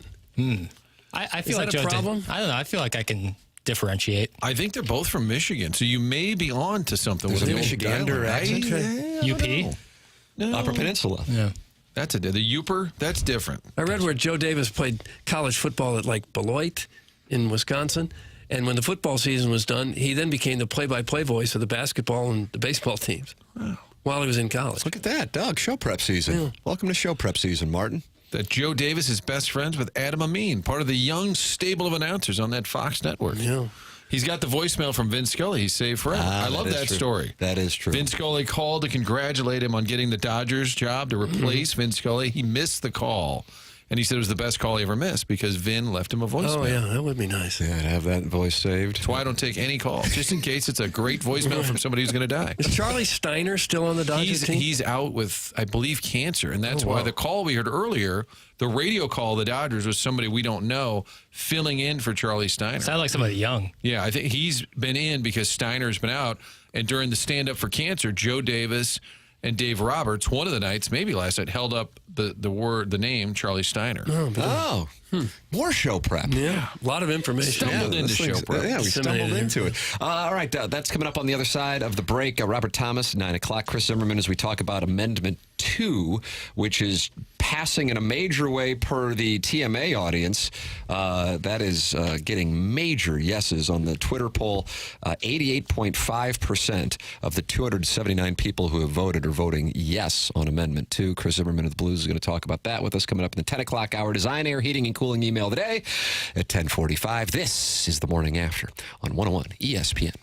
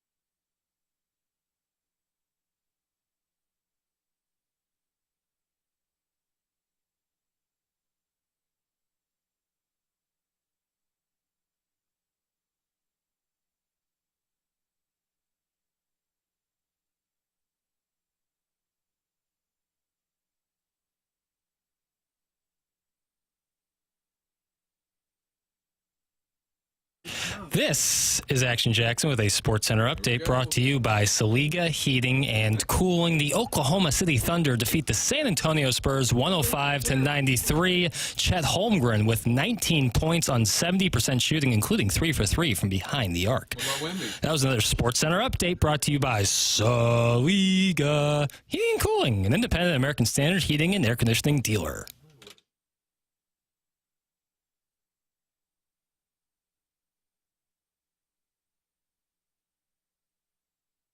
It's the Morning After, presented to you by Brown & Crouppen. Tim McKernan, Doug Vaughn, Martin Kilcoyne, Jackson Burkett with you. If you want to talk to Chairman Kurt, all you got to do is call the Collier and Thompson phone lines. He's waving to you on YouTube.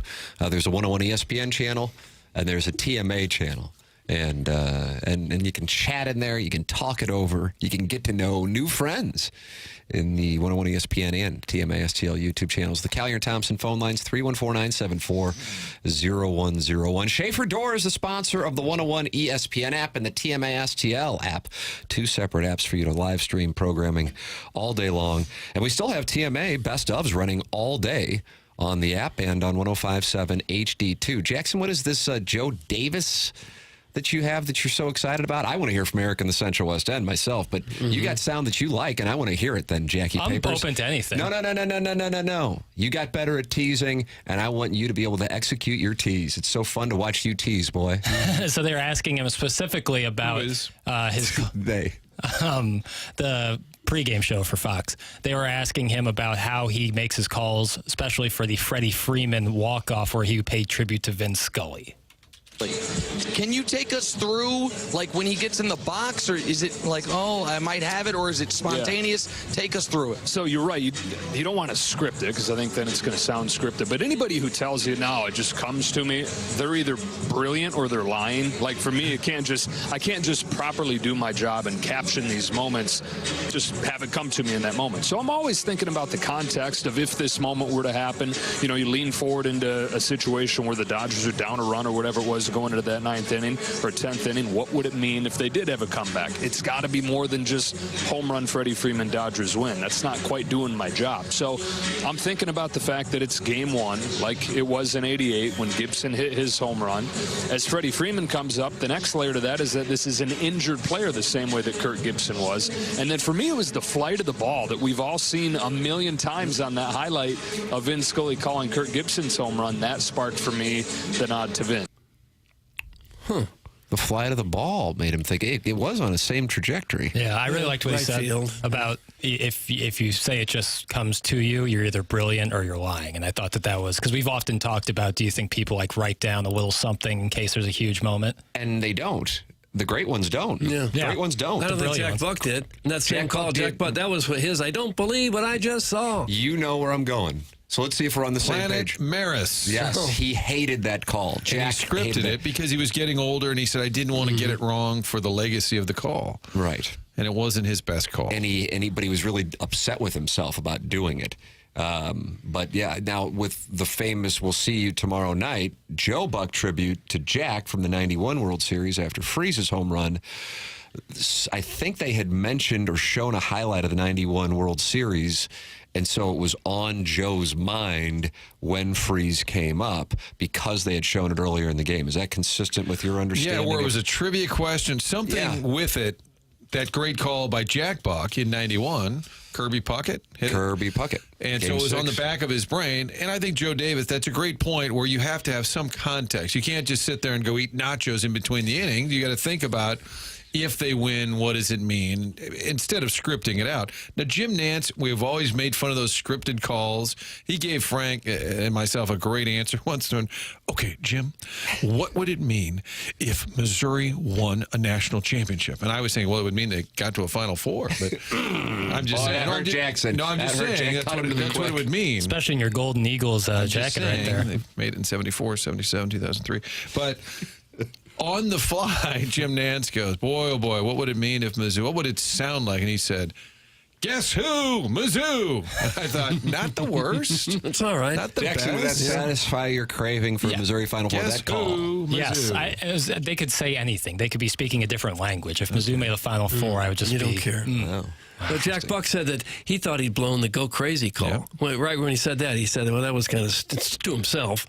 Thought it was kind of stupid. But it turned out everybody loved it. Probably top 5 iconic. Some of that was because he was such a cool dude that everybody loved whatever he said. He could have said anything and people said, oh, that's great. Speaking of cool dudes, Jackson's attracted to Eric in the Central West End. Oh. He is on the Callier and Thompson phone lines, the number 314-974-0101. We take live phone calls on this program, and Eric in the Central West End is joining us. Good morning, Did he Eric. script his call? We'll find out, I guess. Hey, trick or treat, bitches. Oh, gosh. Doug. Keep it clean. Keep it clean. I do have a question. Well, first of all, Joe Davis sucks, but it's not surprising. Wow, boy, Eric in the Central West End is coming that? after everything here. Why would you say that? Oh, he sucks. He's so boring. Oh, okay. Is that your hot take? No, I was gonna. I do want to ask Jackson one thing. Yeah. He is so attracted to me, Jackson. How does it feel to be just an earpiece away from me right now? It feels good. Feels good. Feels comfortable. Feel like I'm in the right spot at the right time. Yeah. Martin, is this hot to you? Not really. I don't really have anything for Martin, but I do have an honest question now. So are you guys just like pretending to be a sports show for the first couple of weeks, and then we're going to get back to like the roots?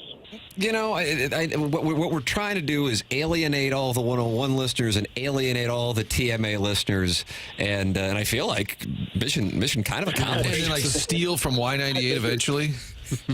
Market play. You're doing a good job. Thank you. We're on a mission of hate. Yeah. Just bringing back the man and the woman. Oh, gosh. That went well, didn't it? You're bitter this morning. You're bitter. Jackson, are you still attracted to this guy? Losing steam. Oh, no. Well, I have one request. Is Dear Deidre ever going to come back? Sure. I think if you live on social media, maybe your perception of what actually is reality is a little different than what we are experiencing. I don't get a chance to spend much time on social media, but I think maybe there's some people. I got a chance to talk to one of the listeners on Tuesday, I guess it was, and he said a few things, and he's a very nice guy. And I'm like, we've done this show for 20 years, 5,200 shows plus. And I said, do you think that Hubbard would want to put us in Morning Drive on 101 ESPN and then have us change what we do that has been successful for 20 years? And when I asked that question, he kind of goes, yeah, I guess that's a good point. So if this isn't an opportunity for me to speak to listeners as to, the actual state of things, perhaps that would open some eyes. Maybe not, I don't know. But I think the best thing is that management in the first day, the third hour, came in and goes, man, we got to change the clock so you guys have more room to breathe. But some of these things just take time, and so it'll take time. But I think you'll notice that the clock will be different, and we'll have a little more freedom than breaking multiple times an hour. So that's how I would answer the question, Eric. And I'm happy to answer every question you have, sir. Well, you are the best, so I do appreciate it. I agree with that, Doug. Doug, I agree with that. That was. All right, you got to go on. The hockey interviews sucked, though. Okay, stop it. Stop giving us the business. Doug, you played Native American ball with this gentleman's father, and now he's calling in and he's just attacking. Yeah, I never saw it coming. I mean, I'd rather hear the Oklahoma City updates than these hockey interviews. Jackson, there's an endorsement for you. Maybe he's kind of flirting back with you now. Chet, super efficient. I mean, going up against Wemby. You didn't mention Wemby in the Nothing to mention. He played terrible. Okay. Yeah, can Chet gain some weight? I mean, holy cow. You got to be dynamic. Got to be able to move, baby. Oh, God. You just hear that he shot 70% last night. What is going on? Tatum at 37 and a loss. Boston's first loss. Pacers. Overtime. Rearing their ugly head again. Yeah. Okay. I might earn some more points with you, but are the Cavs going to continue this hot start? Okay. Doug, what's going on? Okay, that's about enough. How about Bronny scoring his first NBA bucket in Cleveland? In Cleveland. Absolutely nobody cares about Bronny. I'm just telling you, he scored his first bucket triggered. in Cleveland. You just said that Eric's so triggered? Send him to the G League. Eric, Jackson says you're so triggered. Do you agree with that? I think I could be considered triggered in some aspects. Okay, well, I think self-awareness is a wonderful thing, and Jackson's now applauding you and more attracted to you again. Yeah, now you're, steam back up. Oh, gosh. Thank you, Jackson. Jackson's opinion means the most to me. How about that? We got two guys flirting with each other right on 101. No, didn't see it coming. That was not on the dossier. No. All right, Eric, thank you so much. It's Eric in the Central West End. And I was willing to answer every question, but the pacing was just a little... I got to say, if it's you like he was on a satellite, and I think the IFB is disconnected. Call in to say the show kind of sucks, but then if your call sucks, it's kind of hard to differentiate. Not much of a leg to stand like a on. chicken egg thing. Yeah, now, Mr. Lick says he's a big fan of this call. Oh. Ooh. Yeah. How about Similar that? energy. I think you could be a fan of the topic, the content. I think the delivery was a little muted. Almost every time we take a call, we end it by going, "Ooh, okay, wow." What about Can't Janet believe you take yesterday? calls. She defended our metropolitan area. Well, that She's was a star. different. That was different. She's a unicorn. Call in, Janet. So this was the segment about Joe Davis, and about his call. That's correct. Right. I think people are getting more used to him. He's solid. He's rock solid. Even his call when the Dodgers won, it was not over the top, but I think it's really hard. Like, what do you say? Unless you're Nance and you've got something really clever. They've dodged history. Oh, I thought his calls were outstanding. I really did. Yeah, the Freeman one was great. Last night when they won it all, I mean, it's just, hey, the Dodgers have done it. I'm like, how many times? What do you say? La, la, la. They won it all. Get involved on the program. We welcome you to call in, just like Eric in the Central West End did, 314-974-0101. Air Comfort Service text line, 314-399-9646. Robert Thomas at 9 o'clock. Chris Zimmerman on Amendment 2 at 10:15. Design, Air, Heating, and Cooling email of the day coming your way at 10:45. That's what we have for you coming up on the program. Tim McKernan, Doug Vaughn, Martin Kilcoyne, Jackson Burkett, Chairman Kurt taking the phone calls. This is TMA, and it airs on 101 ESPN. Presented to you by Brown & Crouppen.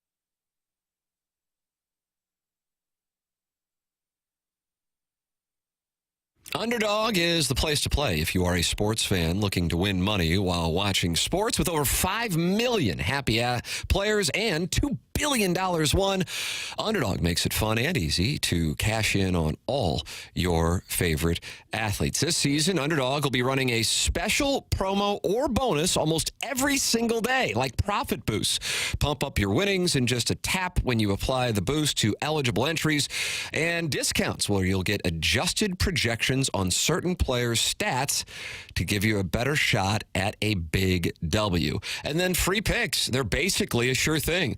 Player just has to go higher than 0.5 for that selection to win. Plus, all new users get a free pick. Download the app, sign up with the promo code PARTY, P-A-R-T-Y, and deposit now to get up to $1,000 in bonus cash instantly. That's promo code PARTY. Must be 18 or older and present in a state where Underdog Fantasy operates. Terms apply. Concerned with your play? Call 1-800-GAMBLER or visit ncpgambling.org.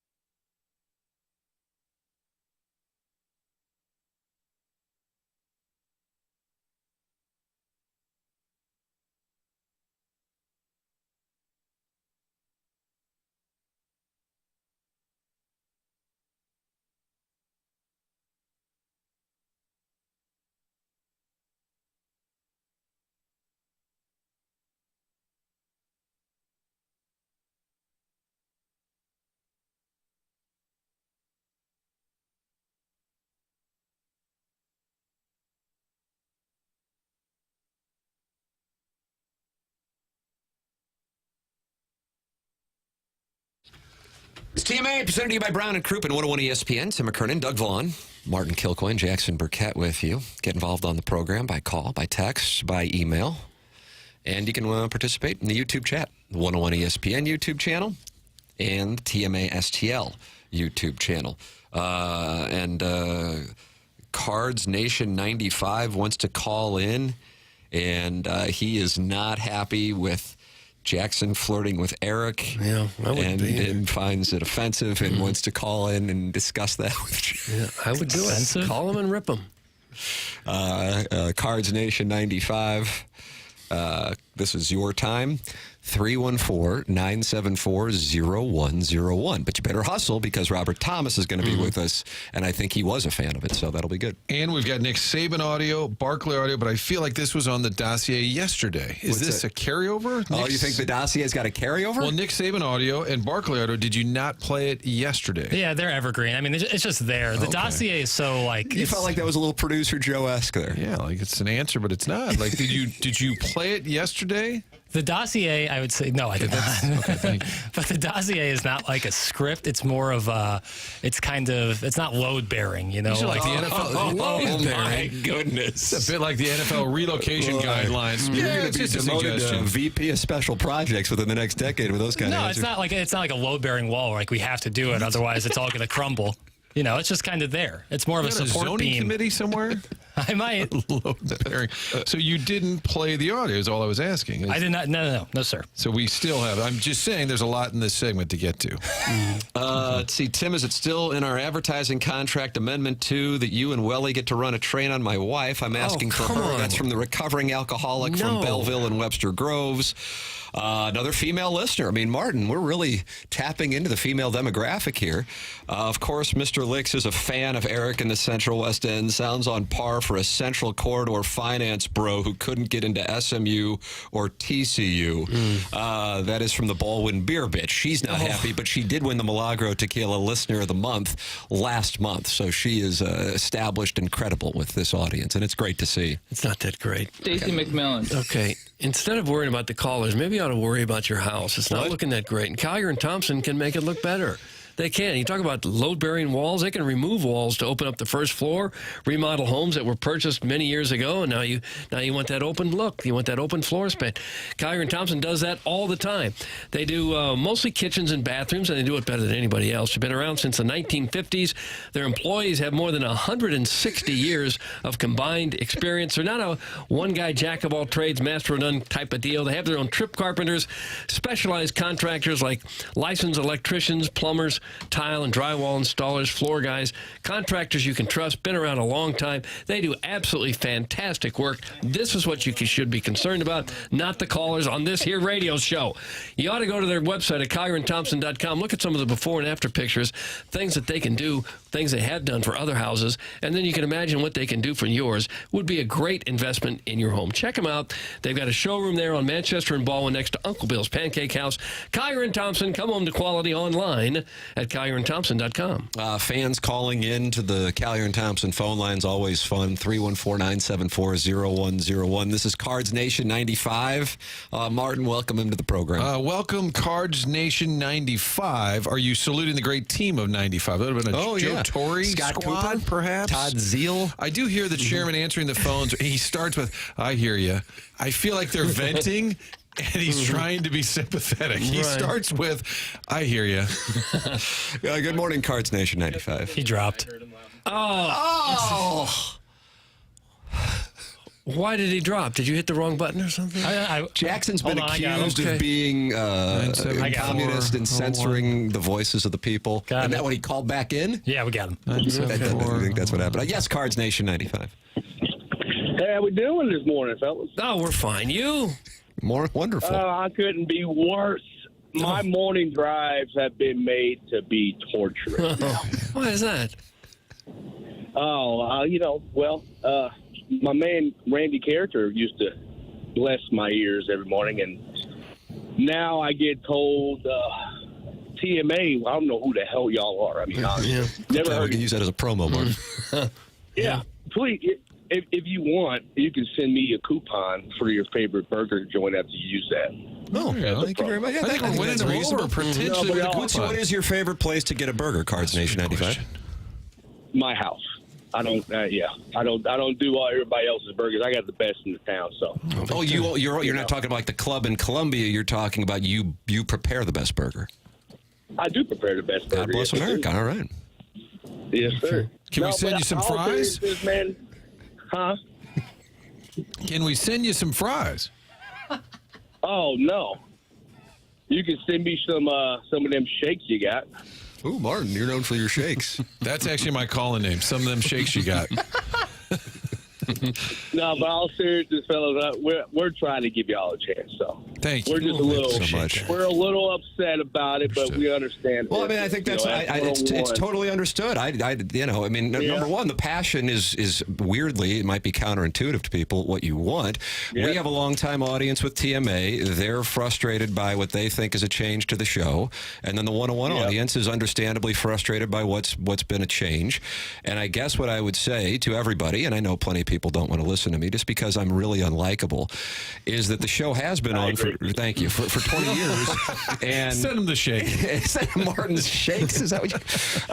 The show's been on for 20 years, and there's a reason for it, and to give it a chance. But maybe it's not for you, and if that's the case, then God bless America. Some people like some things, some people like other things. Martin, producer Joe coined that phrase, and it is wise.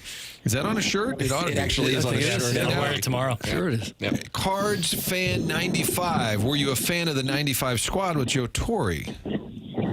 I was born 95. There you go. That was my next question. Yeah, Makes sense. The last great generation. Everybody else is poo-poo now. No doubt. You seem like an interesting caller. I'd welcome you back to the show down the road. Yeah, let's talk in a couple of weeks. Let's schedule something on the way out. See if they can't set something up. Get a date and time, and then let's see how you're feeling 2 weeks from now. If you still want the shakes, them shakes. All right. Well, you have your people contact my people, and we'll get something done. Okay, Jackson, Chairman, you want to be our people? Is it rude to ask what does 95 Cards Man do? Loosely? Oh, I run around the highways on in 18-wheelers, so I got nothing but time to listen to y'all. Okay. Man on the road. Are you from the St. Louis area? You got an accent that would suggest maybe you're from the South. Oh, my family's from Mississippi, but I am from St. Louis. Are you a hottie toddy, good gosh almighty fan? Hail State? No. I'm an OSU fan, so. Oh, wow. Ohio Talking State Buckeyes or Oklahoma State? Oh, Buckeyes. Oh, yeah. Oh, the Ohio State. Yeah, Buckeyes. the. Now I know what we're talking don't get about. up on All right, Cards Nation 95, thank you so much for calling in, and don't be a stranger. Our people will contact your people. All right, I appreciate it. And y'all have a good show if you can. Son of a gun, this guy. He doesn't think it's possible. He doesn't think it's possible. I think I'm going to become a fan. I would welcome him. See the receptionist on the way out. See if we can't schedule something for. We'd like to see you back in about 2 weeks. Robert Thomas going to join us on the other side of the break. Martin's got a surprise guest at 9:30. Oh, shoot, that's right. The Design Air Heating and Cooling email today, 10:45. You're listening to TMA closing out the Fisher Window and Door Store 8 o'clock hour, the morning after. Presented to you by Brown and Crouppen on 101 ESPN.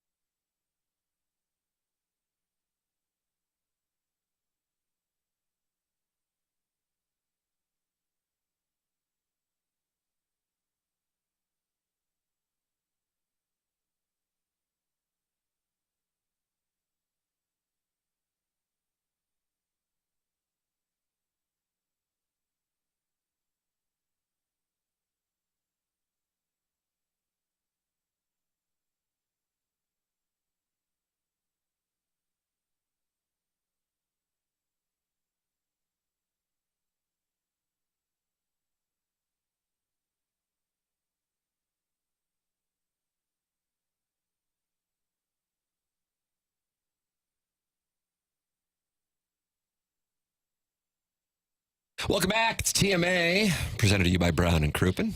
5P Academy and Hustle and Heart Sports Performance, 9 o'clock hour. Tim McKernan, Doug Vaughn, Martin Kilcoyne, and Jackson Burkett with you on the program. And you are always welcome to get involved on this show by texting in the Air Comfort Service text line, 314-399-9646, emailing in for our Design, Air, Heating, and Cooling email of the day, and calling in to the Callier and Thompson phone lines like Cards Nation 95 did, and he's a delight.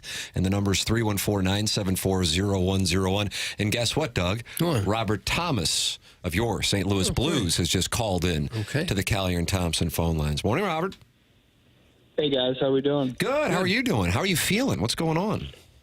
Not much. Getting better slowly, starting to feel a little bit better. And, yeah, it's a little bit frustrating, but slowly getting there and trying to speed it up as much as possible to get back soon. I'm intrigued to see what takes place tonight in Philadelphia after a game like Tuesday night. And Saturday night in Montreal wasn't particularly great, but those will happen. 8-1 doesn't happen all that often. You've been in rooms with big wins. You've been in rooms with tough losses. What do you think the message will be from Drew Bannister and from the leaders of the team going into tonight's game, trying to bounce back against the Flyers after what's taken place here the last couple? Yeah, obviously really frustrating. Those games suck. Just from the get-go, I think we need a better start, and I think it kind of just snowballed after that. So those are really tough games to be a part of. You obviously don't ever want to lose that bad, and I'm excited to see the response tonight. I know playing, when you're in the lineup, you're really excited for that next day to go, so it's kind of in the last games in the rearview mirror. So I'm hoping we get a good start here tonight, and, I'm excited to watch. I know it sucks being out, period, but that trip, going to Toronto, going to Montreal, Ottawa, as a kid that grew up in the Toronto area, did that add to the sting? Yeah, definitely. It seems like throughout my career, I've always seemed to miss the Toronto game. I've only played there twice, and this is my seventh year, I think. So it's been pretty crazy that I just never seem to be able to play in Toronto. But it definitely stings. Tons of friends and family planning on coming to the Canadian swing. So disappointed about that. When you're hurt, do you stay that close day to day? Do you go to all the practices and all the meetings and everything? I guess you have to. Huh? Yeah, you're still around. You try and stay around as much as possible. But at the same time, you need to do what's best for you to try and heal up as quickly as you can, as it's more important to get back quicker and join the guys. So you stay in touch, especially on the road. You're texting a lot of guys and doing everything you can to get back as quick as possible. How do road trips give a team an opportunity to maybe get things going? As Bernie Federko said when he was with us in the previous hour, as rough as it was on Tuesday night, you win tonight, and it's 2-2 on the road trip. And I remember Pat Maroon saying, weirdly enough, that it was the road trip, the famous Gloria road trip, but that road trip and guys getting a chance to hang out together that really helped bring that famous team, the 2018-2019 Blues, together. What can go on within the realm of what can be shared, of course, when guys are on the road that can help bring a team together? Yeah, I think just being together, having fun, whether it's dinners, whether it's a couple of beers with guys. It's a great way to get to know people. For some of us, you've been around guys for 5, 6, 7 years, so you know them pretty well. But obviously this year we got a lot of new faces, and there's no better way to know someone, get to know someone than having a couple of beers or having dinner with them. So I think that's where the road is so important. We usually get a bunch of team bonding time before the season and on the first road trip. And those times are really, really important to getting everyone on the same page and getting just a better feeling in the room for what makes guys work and personalities and all that good stuff. Did you know right away it's broken? I mean, is it that obvious, your ankle? And what's the longest you've ever been out? Yeah, I knew right away. I could just feel it. I was trying to get a couple more shifts in before the adrenaline and shock wore off, and then I really couldn't put any weight on it. So, the TV timeout kind of screwed me there. But I think this might be one of the longest I've been out. So this is a little bit of new territory for me. And Robert, it's not my fault, but I have to admit, you and I, on the TV side, what do we got going on here? We did a segment on Fox 2 on opening night, the home opener, and Robert was gracious enough to be our guest. And I said, hey, last year you played all 82 games. Oh, you jinxed No, it. I don't think there's a jinx. I'm not taking, but I know that's something you pride yourself in. I just want to get that out of the way. It's not my fault. This guy's been an Iron Man. So what do you do on game? Are you just watching every game, and is it hard to watch? Yeah. Are you trying to make yourself feel better? I have a feeling, Tim, I have a feeling that maybe inside the room, I'm being blamed. I hope so. No, I'm just kidding. It sucks. It was, like I said before, it was really important for me, to get all 82 in. I thought it was a big accomplishment.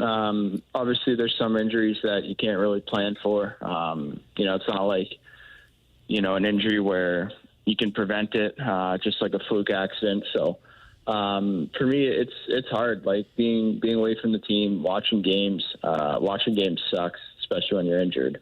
You just feel like you should be out there, and no matter how you're feeling or how your injury's feeling, you just feel like you can play, and that part of it really sucks. So you just try and focus on the recovery, and the days kind of blend together, and sometimes they fly by, so it makes it a lot quicker. When you take a puck off the ankle and you're out for 6 weeks or more, I bet it makes you appreciate a guy like Ryan Suter, who's now almost 40 years old, blocking shots every night and still going strong. It's pretty amazing. Yeah, guys like that are they're special people. That's a long time playing. It reminds me a little bit of Jay Bomeister a couple years ago. They're smart players. To be able to play that long in the league and through different trends and how much the league's changed and still be able to be effective every night, it's really impressive. Robert Thomas, our guest here on 101 ESPN. It's TMA. I don't know how well you know Daddy Padre, who has been an incredible. There you go. There's our answer, Doug. Great response. Emergency backup goaltender, but he has sent in a few texts. He said, Tim, ask Bob how much Call of Duty Black Ops 6 he's played since he's been hurt. And he wants an answer on that. Have you been able to improve that game while you've been sitting out? What's funny is he must be listening because my phone's buzzing in my ear right now. Oh, boy. Do a lot of people call you Bob? Yeah, and should we? No, usually just him, to be honest. Good. He's a funny dude. Hell of a netminder, right? He said someone would say something like that. So probably don't win the cup without him. Thank you for giving him the proper credit. He texted me this morning making sure his name's brought up, so I'm glad he texted in with you guys as well. He says he's going to be back on the ice rehabbing with you soon, so it's good to know that he's going to help you along the way. That'll be great for Blues fans to hear. Yeah, I can't wait. Vital information.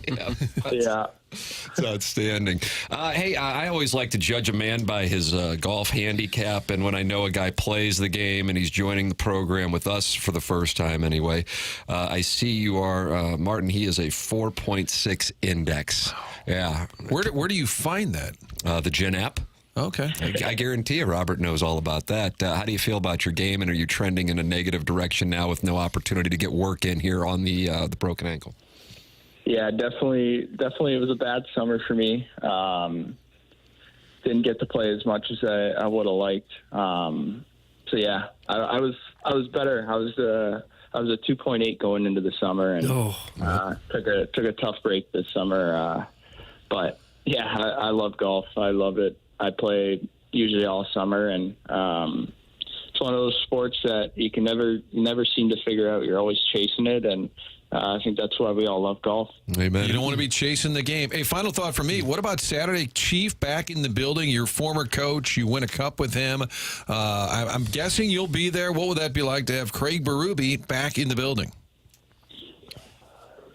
I'm sure there'll be a great recognition from the team and from all the fans for everything he's done. Obviously a great coach, a great person, and someone that we miss. He's been, for a lot of us, especially for me, coming in my first year, he made me into the player I am today, and I can't be thankful enough for all he's done for me. So it'll be a nice special moment for him, and let's hope he doesn't leave with a win. At 6 p.m., Blues Leafs. Craig Berube makes his return to St. Louis. Robert Thomas here with us on TMA, talking it over. Robert, thank you so much for the time. We really appreciate it, man. Awesome. Thanks, guys. Good chatting, and we'll see you next week. Thank you so much. That's Robert Thomas with us Is it here. Tom or just Bob? No. I mean, maybe Daddy Padre says calling him Bob, but it sounds like he doesn't necessarily enjoy that. But he puts up with it from the emergency backup goaltender. Dan O'Neill, PR man for the Blues, has called him Bob to me before. Oh, wow. But I don't know if that's something he doesn't like, so they just kind of poke him with that. I'm not sure.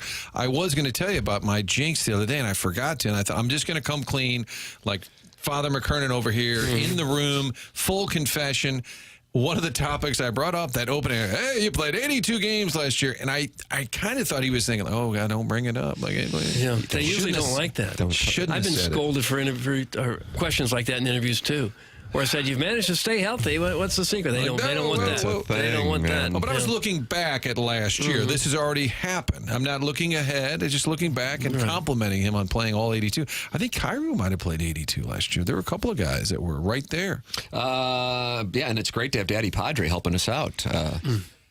Yeah, it seemed like there's some synergy there. Well, he had been permanently banned. But I guess now the floodgates are open for him. He was texting you and him, making sure that he worked his way into the show. Yeah. Jackson holding up the Pit Now signs for Tim is my new favorite part of the show. That's from Andrew Long, and I believe that's in the TMA STL YouTube channel. Is that what it says? Pit Now? Is that like a NASCAR reference? Yeah, I think so. Hold up the sign. Yeah. No, it's just Charlie Marlowe, auto racing expert. It's just for live reads, really. Yeah. Then Munganast is the live read that I have. Munganast St. Louis Acura, Munganast Burkhardt, Alton Toyota.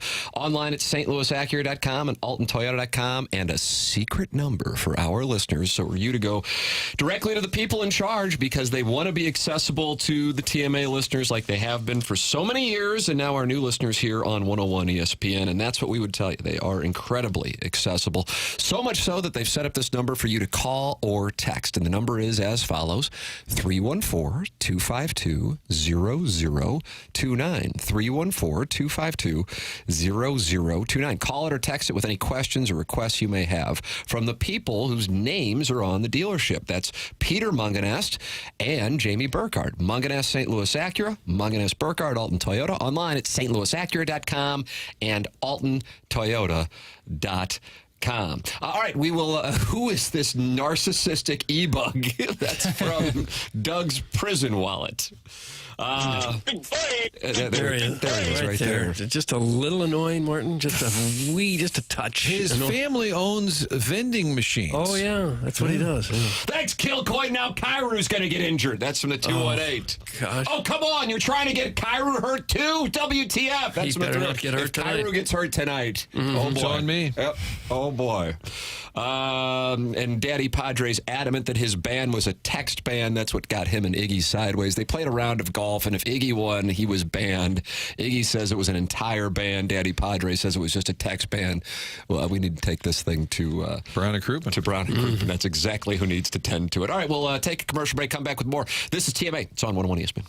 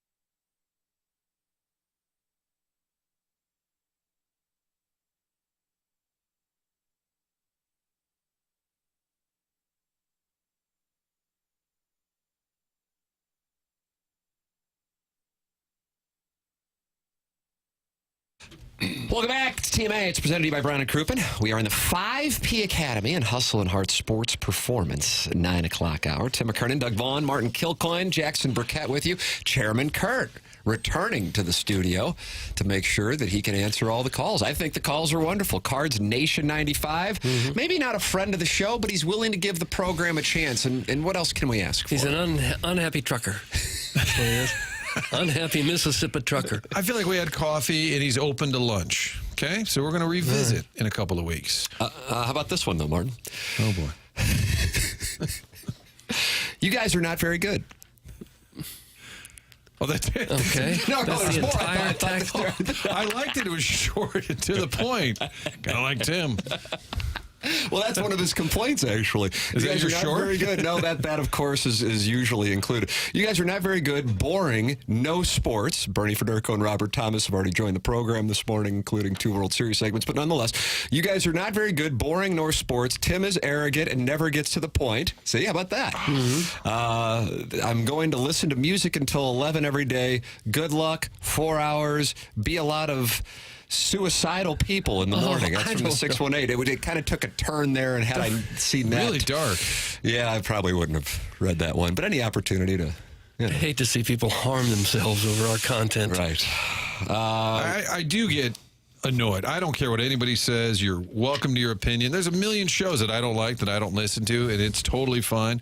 But when they're factually incorrect, that's what bothers me. They don't talk any sports, and then you run down the list. I would do news talk at 5:50, and people would say, all they talk was sports. And I would email the woman back, usually an older woman, and I would email back the rundown of the show. We were talking to the reporter in Jerusalem at 6:50. We talked to a White House correspondent at 7. I would send the entire dossier back and say, you show me in there. I might have said, and the Blues play tonight. Oh, there he goes again. Is that what you did over there? You did a news program? On occasion, I would fill in for McGraw, and it's a news show.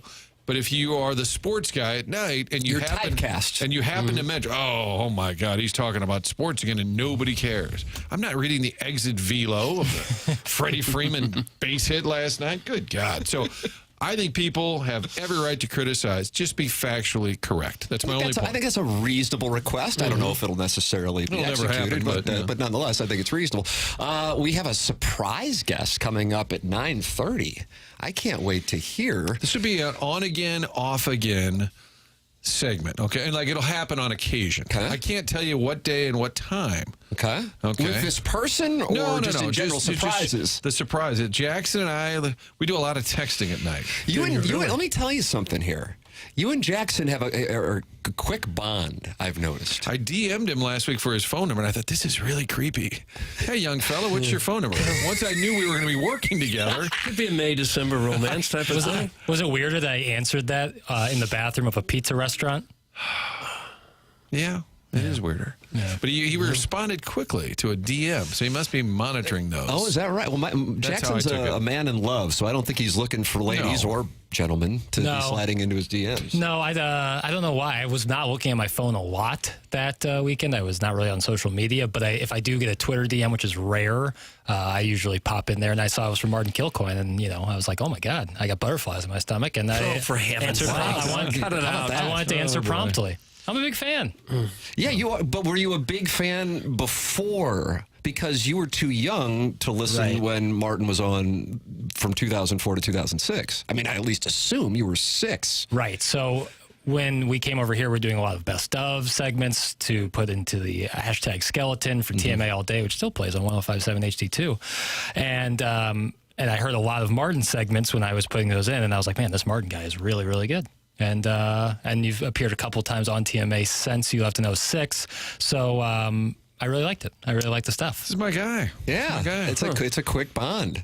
Doug, do you feel like we're on the outside looking in? Feels like it. Feels very much like that. Yeah. Then we're going to form an alliance with Chairman Kurt. But I dressed up like Doug today, so I still have a ton of love. I'm all love. It's just like Rams Park. You're over there. Martin and Zygmunt are over there. I got Army and somebody over here. And then all of a sudden we'll shift alliances and we'll take down the whole building. That's what the plan is. That's the goal. Guys, it's pretty clear that Jackson and Martin are at the very least making out, and I'm happy for both of them. That's from Arbor Day. He was the Milagro Tequila Texture of the Year in 2023.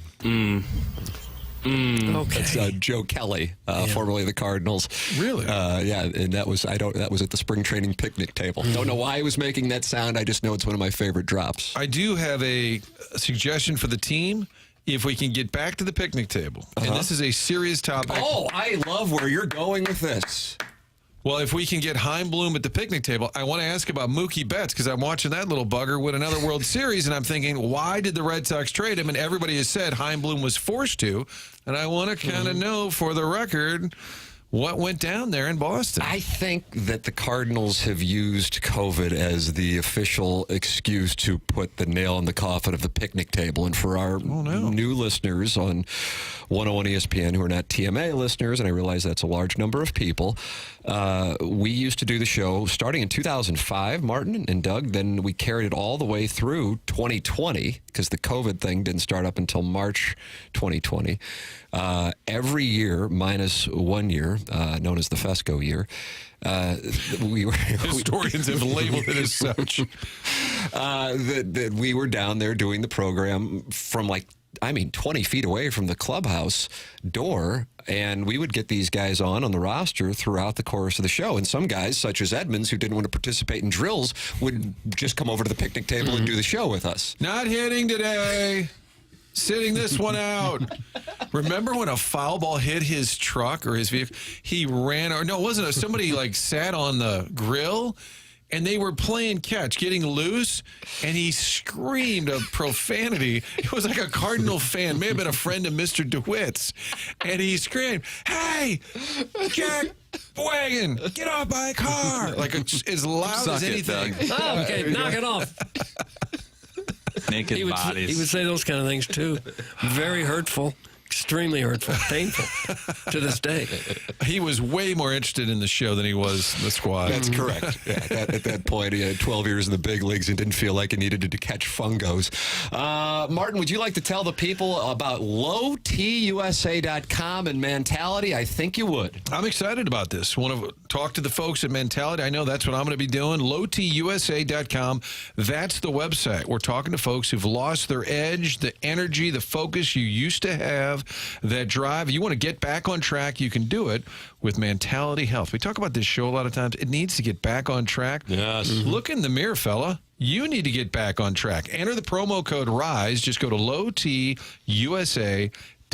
Unlike those other online services, Mentality offers in-person consultations, board-certified physicians who have treated over 25,000 men. It's FDA approved, comprehensive care. You know what it's like to have fatigue, low energy. It doesn't count if you're up at 3 a.m. like Martin and Doug because of them storms and the alarms going off. I'm talking about in general.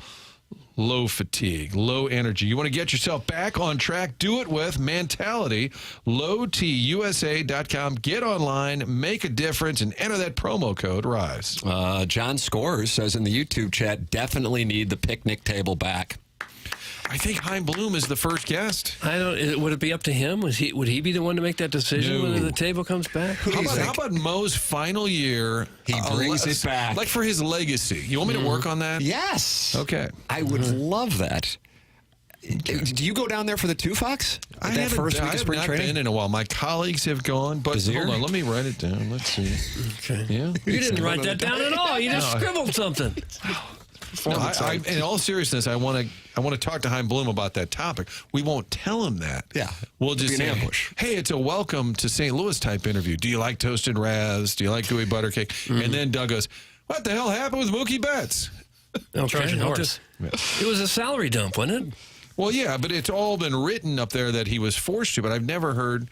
Because right after that, they signed Trevor Story to a bunch of money. That's correct. I'm just kind of curious. That's all. It's a fair question. All right, ladies and gentlemen, you are welcome to participate in the program. Texting in, emailing in, calling in, all of that is there for you. Air Comfort Service text inbox 314-399-9646. Callier and Thompson phone lines 314-974-0101. And the Design, Air, Heating, and Cooling email of the day.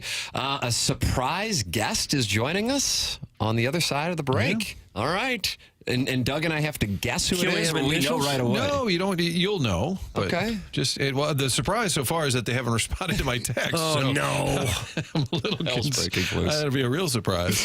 Ladies and gentlemen, the program is called The Morning After. It's brought to you by Brown and Crouppen, and we are in the 5P Academy and Hustle and Heart Sports Performance, 9 o'clock hour on 101 ESPN.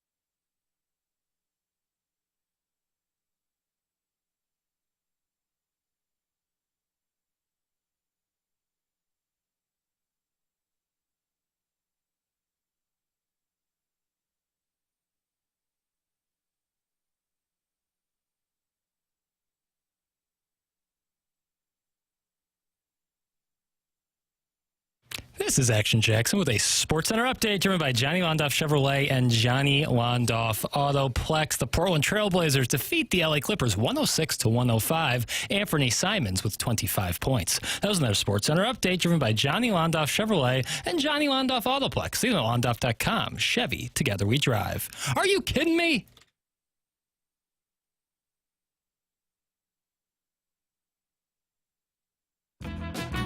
Surprise, surprise, surprise.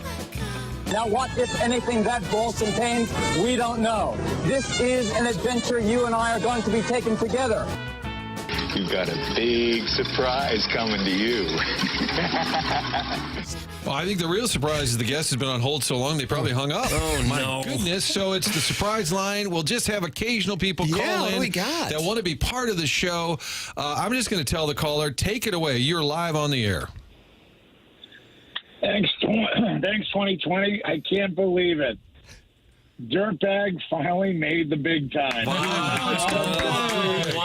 Gosh. Number 7 in your program, number 1 in your heart, Doug. Keith Walter Kachuk. Doesn't sound like he's any happier now than he was years ago. Well, since you had me waiting for 6 minutes, it was, I'm doing it for Marty. I think he's concerned that I'm working with Dirtbag again. Marty, what are you doing? He's riding your coattails again. The boys are back. Walter, it's so wonderful to hear from you. What's going on, man? What do you got going on?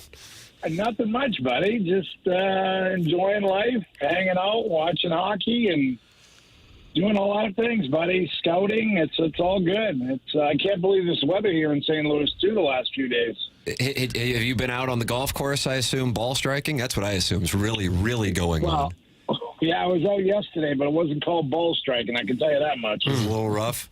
I've told this story before, but then people take it as a humble brag, and it's really not. I'm sure it is. But it isn't. It's more about Walter busting my balls out on the golf course. I happened to be in front of him one day, and I was lucky enough to be playing golf with Marcus Allen, who lived in St. Louis. Did you know he lived in St. Louis? Over in O'Fallon, Yes. Illinois, I want to say. Yeah, where else would you retire? Here we go. You told me 100 times you were playing with them.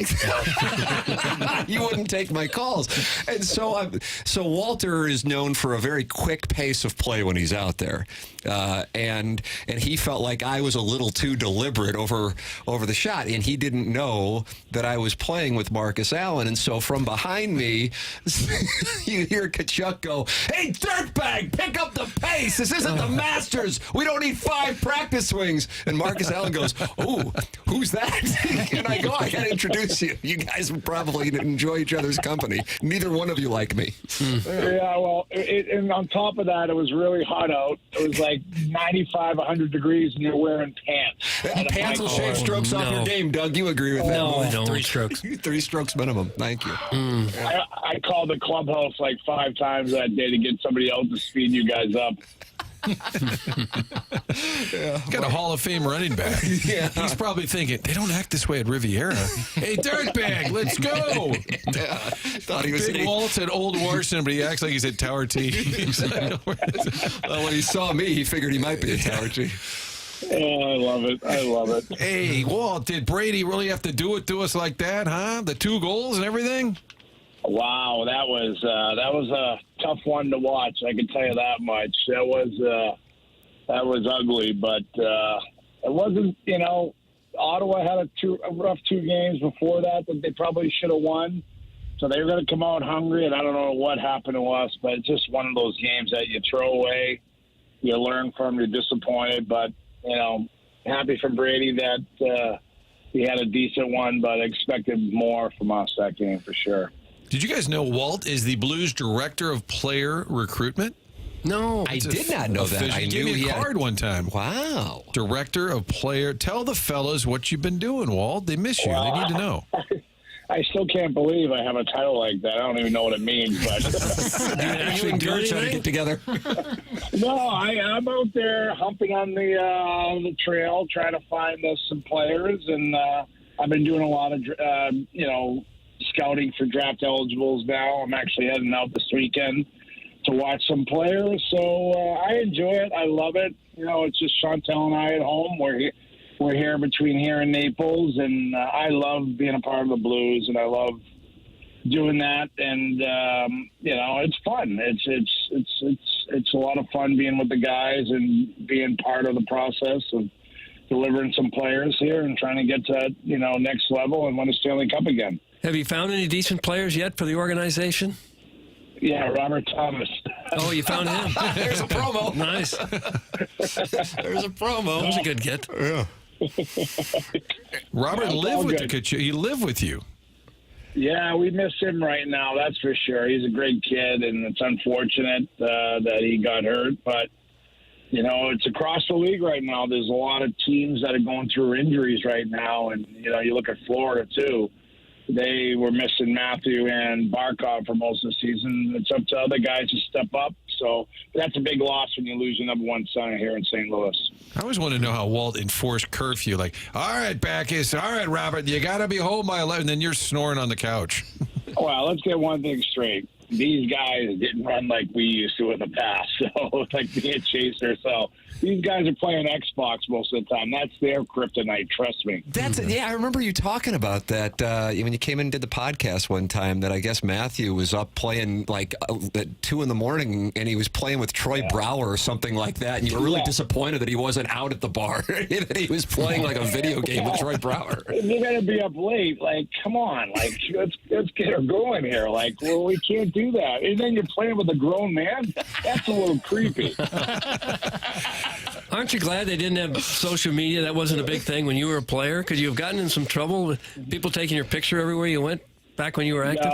Oh, that's tough for these players. I feel for them with that. But, you got to be careful. But I have my own social media. Chantel, she was the warden of our house. So she was a tough one. The warden. He's referring to his wife, the lovely Chantel from Winnipeg, Manitoba. The warden, he calls her. My buddy Matt Offenberg sends me a link the other day and says, Big Walt's a TV star now. Have you guys started a family show? I know you did stuff during COVID. Is there something new out there? Well, they did that Prime Amazon thing on the NHL, and then one of them was on Matthew. So They followed him throughout the end of the year and into the playoffs. So I guess we were down there quite a bit. So we got on that show, and it was fun. It was fun. It was a good run, and the shows turned out pretty good, and it was interesting. Fans want to see the inside of what goes on in the locker room or at home. Yeah. So I thought they did a great job. I was a little nervous with some of the swears. I think my mom was more upset with Matthew and I for some of the language we had, but otherwise I thought it was good for the game. She works the docks in Boston. How could she not have heard it all? Yeah, she was on strike there for a while, so she had to go back to work, so she's still going. Between you and your kids, you've made about $300 million. We got Grandma still working. She's got to be like 80. Walking the picket line. I think she wants to work to get away from my dad. That's why. He's a retired fireman, so he's always home now. Are you in a commercial as well, like Tim Hortons spots or something? No, that was last year. They did it. Chantel did one with the boys. Then I did one with the boys. So that was last summer, and I think it ran all last year during the season. So that was a lot of fun. I'm just relevant because of my kids, I guess. I don't know. Look at this, Doug. He's a SAG-AFTRA member just like us. Yeah, we're brothers. Brotherhood. Hey, Walter, Martin's on a mission to figure out why Mookie Betts left the Sox. And don't get me going. I knew I was going to get you going. So now you see Betts win a world championship last night. Wait, what the hell happened? He's done with the Sox. Really? I'm done with the Sox. Once they got rid of Mookie Betts, I lost all interest, and this is a team that I grew up idolizing and watching, and I'm obviously from Boston, but I've cut ties. I'm done with that. Mookie Betts I don't know him, but he is a guy that's a winner, and he's just, it seems like an unbelievable great guy, not just a great athlete, but a great person. And once they got rid of him, I was done with the Sox. Done. And I'm happy for him that he beat the Yankees because nobody likes the Yankees. Have you adopted the Cardinals, or are you just done with baseball? Oh, yeah, Where are you? Cardinals. All right. God bless America. They gotta get going. They gotta get it going here. We need some of these old winners back to take over and get this team to the next level. Maybe they could use a new. We need Carpenter back. Oh, Carp. We need Carp back. We need Molina back. We need Pujols, Wainwright. We need these guys in the fold. Maybe they could use a director of player recruitment. Oh. You could double dip. Mm-hmm. Yeah. I can spot talent, boys. Oh, yeah. This guy's up in Sarnia on the weekends. He could be in Naples, but he's up there working for your St. Louis Blues, looking for talent. That's right. 2020. You got it. Look at this. 2020. Dubbed by, I believe, Mike Caruso bragged that we were basketball teammates in high school, and Big Walt said Oh, geez, this guy played ball probably only when they're down 20 or up 20. Now that's why I call him 2020. I can't walk into the rink without seeing, I'm a respectable man of the community. Hey, 2020. And everybody says, why are you 2020? Because I sucked at basketball. Yeah, nobody questions why I'm dirtbag, though. It's interesting how that works. There is no question. Yeah, that's on brand. Walter, it's wonderful to hear from you. Thank you for calling in. And I know you're so excited that me and Marty are working together again. And then, of course, Doug is here, and he's wearing a conductor hat. I'm sure you've been watching all morning on YouTube. And I don't know if you have had a chance to meet Jackson? Doug just throws out the old every 1 minute throws out his dinger, which I love. He's that silent assassin. No, he's a sniper. He's very dangerous. Mm-hmm. Got good hands. And saucy mitts. Jackson, have you had a chance to meet Walter at all? Never met, but I just spoke with him on the phone before the segment. Jackson, ask Jackson, look good, buddy. No need. Jackson's really pro NBA and not really a big fan of hockey, which doesn't really play particularly well with the 101 ESPN audience. Walter, you want to give any counsel? I just heard about the Clippers loss. Yeah, thanks. Yeah. I won't be able to sleep. I won't be able to sleep tonight. Thanks, Jackson. I'm busy cheering on Matthew's high school classmate, Jason Tatum. He spun it. He tried to spin it. That's what he tried to do to you, Walter. Oh, my God. The Clippers lost. Oh, my God. I won't be able to get some sleep tonight. And I don't want to bury the lead, but it's Halloween, and the Kachuk family with the warden were famous because they would give out the full candy bars. Oh, wow. And every year, Walt would say, Matty, bring the kid over. I'm like, Carson's like 1. He's 2. And so by the time he's 7, 8, 9, looking for the candy bars, he goes, you missed it. We moved. Forget it. Yeah, we used to. That was awesome back in the old neighborhood. There was like Chantel went out and got all the best, and we had more people coming over. Next thing you know, we had a party in the house when we didn't actually have a party. So we miss those days, and now the kids are all gone and out of the house, and now we're just stuck with the two of us. Well, I'll thrilled to hear that. A new book. I'll stop by and ask for some candy if that helps. Hey, Walter, the Warson Woods wacko wants us to ask you about, please have Walt explain why he and Brady sat first class and shoved his wife and daughter in the back of the plane en route to Boston. I don't know what this means, but the Warson Woods wacko says he has a connection to you. Is there any truth to this allegation? Nah, that's 100% truth. Brady and I will just say to Chantel and Taryn, play better. And she was okay with that? She's the warden. She just headed back to the back of the plane? Yep. Sorry. Get the K signs up back there. You got to put the K signs like they're at a ball game and she's so far back. I remember, that reminds me, you were really sideways when the Cardinals had Josh the Bat Boy because you felt like he was about 35, and you would go to Cardinal games and you would scream at the poor Bat Boy because you felt he was a little too old to be the Bat Boy. Yeah, 1, he had his name on the back of his jersey, and 2, he was 38 years old. Bat and boy, 38 years old, doesn't mix in my book. Yeah, this is the only program where Bat Boys are put on alert. Oh, I got one last one. Were you watching the series when those Yankee fans grabbed Mookie Betts and they interfered with the play and grabbed his arm and tried to rough him up a bit? You know what? They claim these guys are heroes. That was terrible what they did. They interfere, which is fine. That's just, a reaction. But then they try to steal the ball out of his glove and take his arm. And then people are complaining they got kicked out. Are you kidding me? What's wrong with these people? That's New York for you. So that would not have happened at Fenway. 100%. They got issues here, too. Right, I just wanted to make sure. Is it possible it was just a couple of dirtbags? I think the Boston people would have been more concentrating on their beer than just on a ball. And those two goofs. Shout out to Irish. Yeah, amen. Walter, it's wonderful to hear from you. Thank you so much for joining the program, and don't be a stranger. Yeah, congratulations, guys. Dirtbag, don't screw this up, please. Oh, there it is. How about that, Doug? Yeah. That was a pep talk. I think it's a drop. Yeah, I think it was. Thank you, Walter. All right, boys. Take care. There he is. That's Keith Kachuk with us here on the Callier and Thompson phone lines. What a wonderful surprise is 1 for 1, Martin. Well, you guys looked a little surprised at first. You weren't sure who it was. I thought you would get it the voice right away. If I had to bet, I would have said I would think it would be Kachuk just because we had talked about it.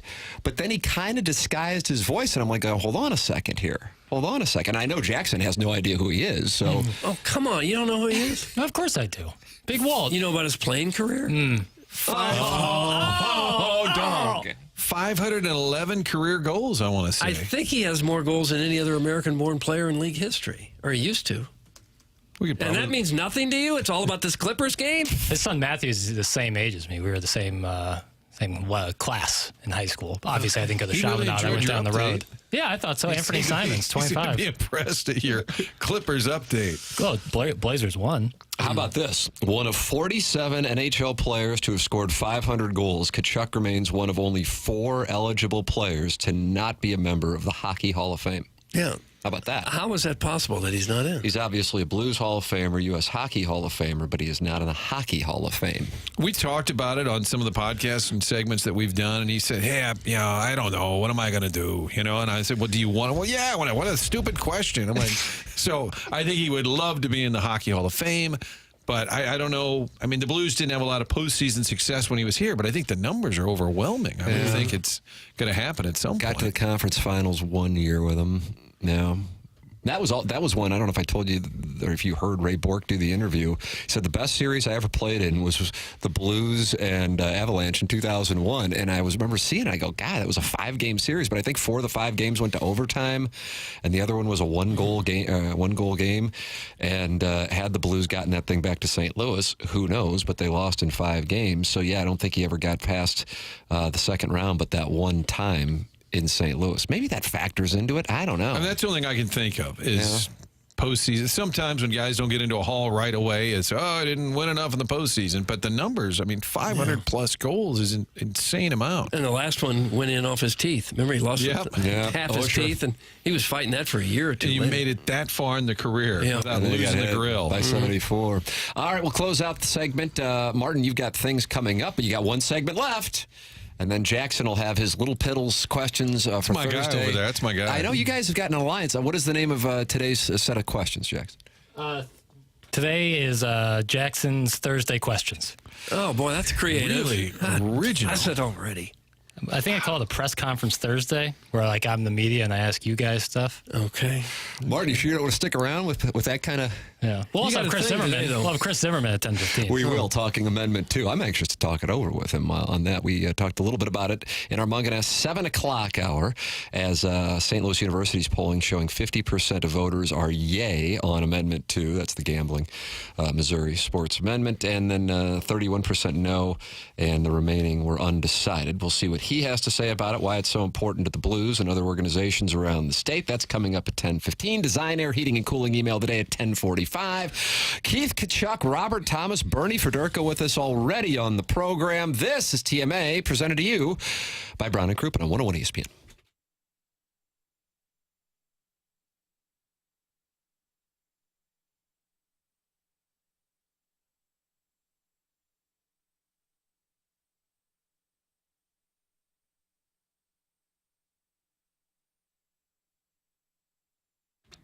Exciting news from Together Credit Union. They have partnered with the St. Louis Zoo, an exclusive St. Louis Zoo debit card.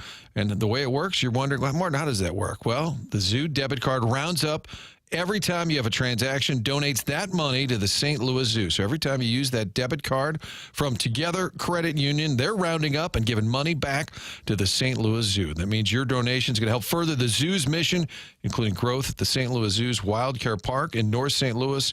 That's opening in 2027. All Together Credit Union members with the St. Louis Zoo debit card receive an exclusive membership to the St. Louis Zoo. So you open an account, you get the debit card. You also have a membership to the zoo. Great for the kids, the grandkids, family members coming into town. Everybody, all ages, love going to the zoo. You can do it now with that zoo membership, including discounts, attraction tickets, parking perks, and more. If you sign up before the end of the year, you'll receive a sea lion plush toy. How about that? I might give it to the boys here. A sea lion plush toy with your St. Louis Zoo debit card. You can get the card simply by going to a Together Credit Union branch, 14 in the metro area, definitely one by you, or go online, together.com. cu.org. Together, cu.org/zoo.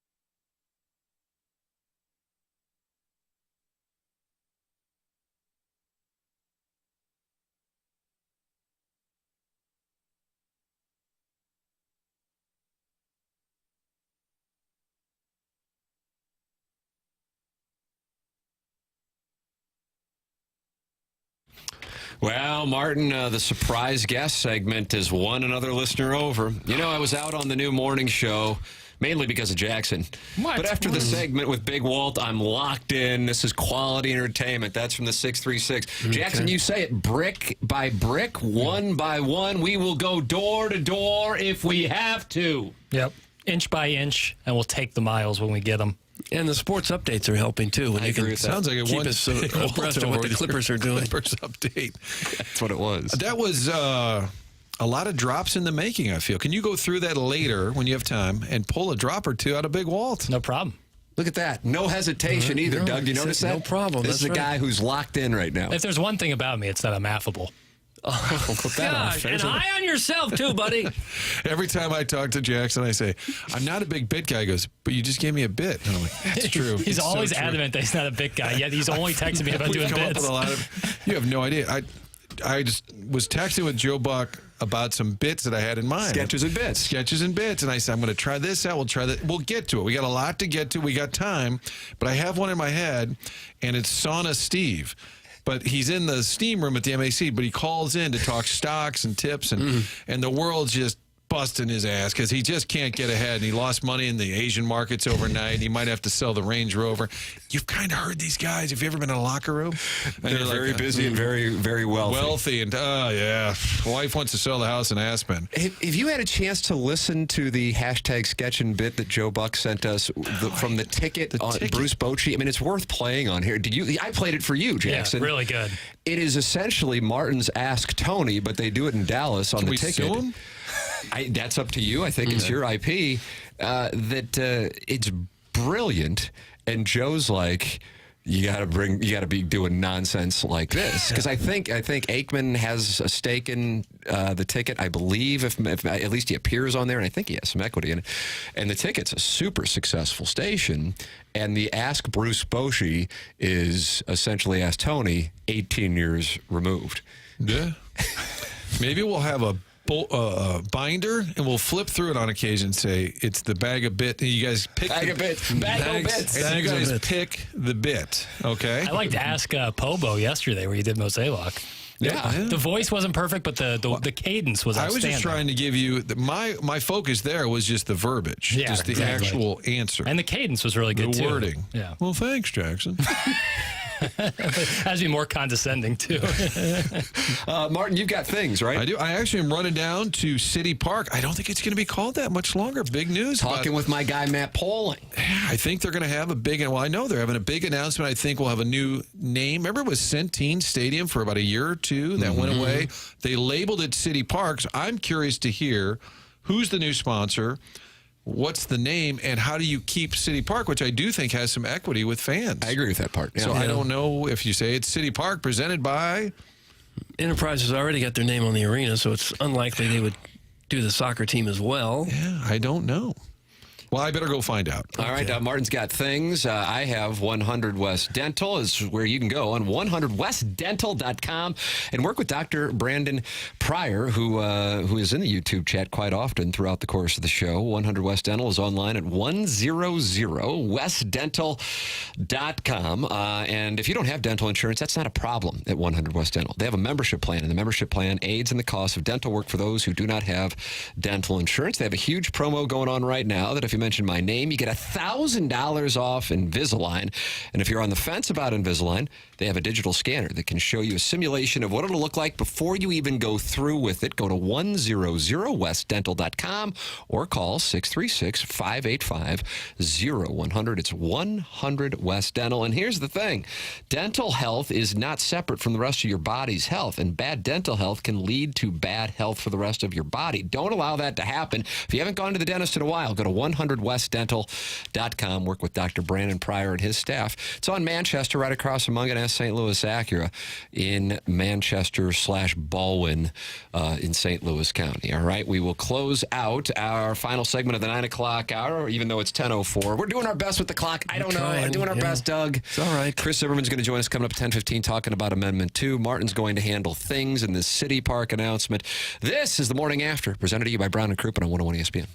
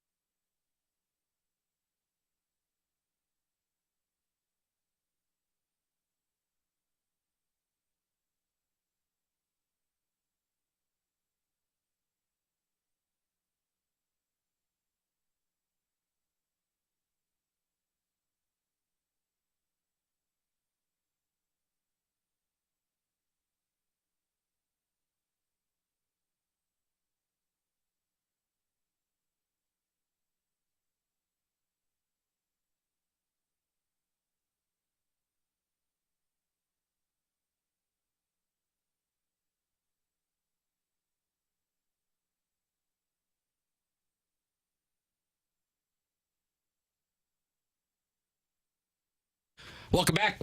It's the Morning After. The show's presented to you by Brown and Crouppen. Tim McKernan, Doug Vaughn, Jackson Burkett with you. Chairman Kurtz taking your phone calls on the Collier and Thompson phone lines, 314-974-0101. I mean, we put you on. You can hate the show. It's totally fine. Hell, that puts you in the majority. Call in. We'll talk. We'll get through it together. Yeah, we can do that. We'll get through it together. Hold hands. We've been joined by Bernie Federko, Robert Thomas, and Keith Kachuk.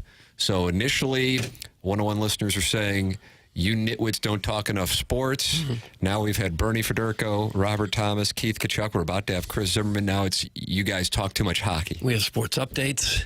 You get your Clipper scores right here. There's no other place to get the Clipper score. That actually, there's really no other way to find out. If I'm being honest, like people did not know what happened in the Blazers-Clippers game, and I just informed them. Yeah, you were breaking news. Thank you very much. We had Cards Nation 95 call in. Delight. I liked him. Caller of the day for my money so far. Janet won the day yesterday. You can call in and talk it over. Chris Zimmerman at 10:15 on this Amendment 2 thing. I'm looking forward to hearing his perspective on it. Based on the polling data we see, it looks like it's going to pass. Then the question becomes, how does this impact the Cardinals and the Blues? And then also, how quickly will I be able to start submitting 10-game parlays, which are usually positive EV if you're into statistics and probabilities. Jackson, what have you prepared for me and Doug here on this Thursday? What I have prepared for you is kind of a press conference Thursday. I kind of ask you gentlemen some questions. Doug, is that clear enough for you? Yeah, it's just, you're going to ask questions. That's the whole segment. Sure. And the name of the segment is Jackson Ask Questions? No, Thursday press conference. Okay. Yeah, come on, Doug, seriously. So they're moving the Florida and Georgia game next year. Because they're redoing a stadium in Jacksonville. Redoing the world's largest cocktail party, Doug, but you can't call it that because it's offensive. Because people drink. Moving it to Tampa, and a lot of people were kind of hashtag up in arms. Where would they wanted it to be? A home and home. Okay, it's a 2 year, so they wanted a home and home, but they will be doing it in Tampa. My question to you is, what is the best college football game to attend year in and year out? Because obviously schedules change. What do you think is the best game you can go to? I like this question. Well, Ohio State, Michigan's always a big one. Yeah. Probably won't be this year. Surprising. Any game Mizzou's playing in. Is that the correct answer you're looking That's for? what Jackson's looking. I've been to the last 2 home games. I don't think I'm going to head down to Columbia for the I don't blame you on the 5-4 Oklahoma game. People have probably paid a lot of money before the season started on those tickets. I booked an Airbnb down there the night they announced the schedule last December. I was at my son's school Christmas concert, and I had a little time. You weren't watching it? I think it was during intermission. SEC schedule comes out. First thing I do is I get a place in Tuscaloosa. I get a place in Columbia for the Oklahoma weekend. And I have a feeling a lot of people are losing their cash on that unfortunate situation down there for both teams. I think a lot of people would say the Army-Navy game. Yeah. I would love to see that at some point.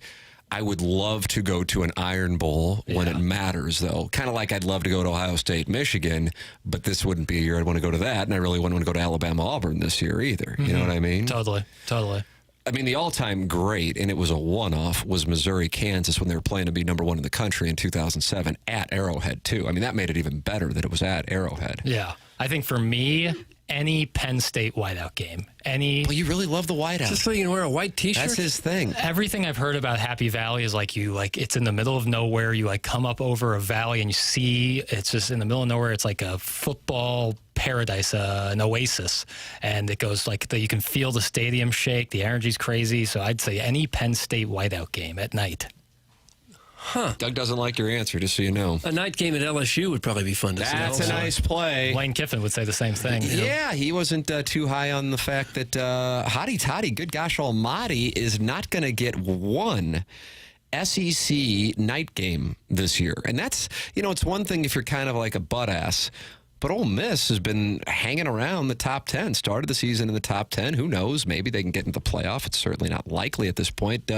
Here's Lane Train being asked about the schedule. And they just announced November 9th kickoffs, 2:30 for y'all against Georgia. So you got 2 morning, 2 afternoon kicks left.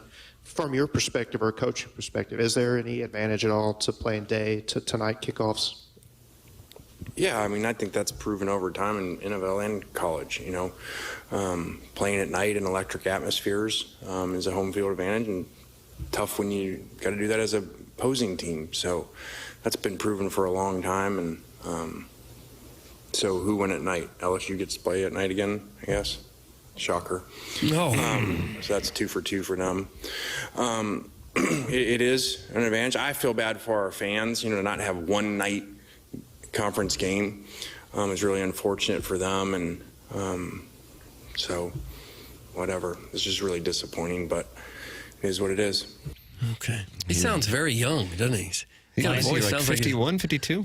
He feels like he looks and sounds a lot younger than Well, for the record, the game he's talking about and being disappointed it's not at night, and I get it, because it's the game that's going to determine whether or not Ole Miss is in the mix, and maybe Georgia for that matter. They get Georgia on November 9th, and it's a 2:30 start, and he wanted that thing to be at night. Yeah. But, Doug, what I'm known for is trying to look at things from both sides. That's how everyone knows you. Thank you. And if you're the television networks, we got Alabama and LSU. We don't want that going up against Ole Miss and Georgia. Right. Just like I believe the reason why Penn State and Ohio State is at 11 o'clock this weekend for that big noon goofball thing, because they did not want to have the chance of going up against Game 7 of the World Series, albeit that's not likely to happen every year. Obviously, it's not going to happen this year, but they don't want to risk that, and that's for television reasons. So, if anything, the Big Ten probably should have scheduled that game on a different day, because Penn State, Ohio State has a better than, I would say, 67% chance every year of really meaning something, just like Michigan and Ohio State does. This year happens to be a year where it's probably not going to mean all that much.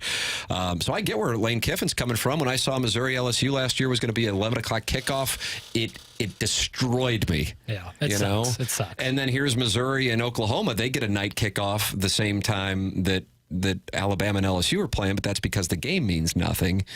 And Ole Miss and Georgia means something, so it gets the 2:30 time slot, and that's what Lane Kiffin's pissed about. Yeah, and also I think it's a total brand put too, because you get Alabama, LSU, two big brands, and LSU Death Valley at night. It sounds on paper to be like. But here's the thing. And you know what, Doug? People also know me for fairness. Fairness, and what was the other one they know you for? Seeing both sides. Seeing both sides and fairness. That's right. And it might be redundant, but that's what the people know me for. And here's the thing, Lane. You had a chance to beat LSU and make sure you got the night game. You beat LSU. I assure you, you're hosting Georgia, and that's a night game. Yep. Doug, holler if you hear me. Tupac, 1991. I don't know the years, Tim. Chris Zimmerman, Blue CEO, is going to join us on this Amendment 2 coming up in the next break. Looking forward to his perspective on why it is important to the Blues and to the Cardinals and the organizations in Kansas City as well, Chiefs and Royals, for this thing to pass and how it would impact St. Louis Blues fans inside the building. That is coming up on the other side of the break. This is the Morning After, presented to you by Brown and Crouppen and our Mungan St. Louis Acura, Mungan Burkhardt, Alton Toyota, 10 o'clock hour on 101 ESPN.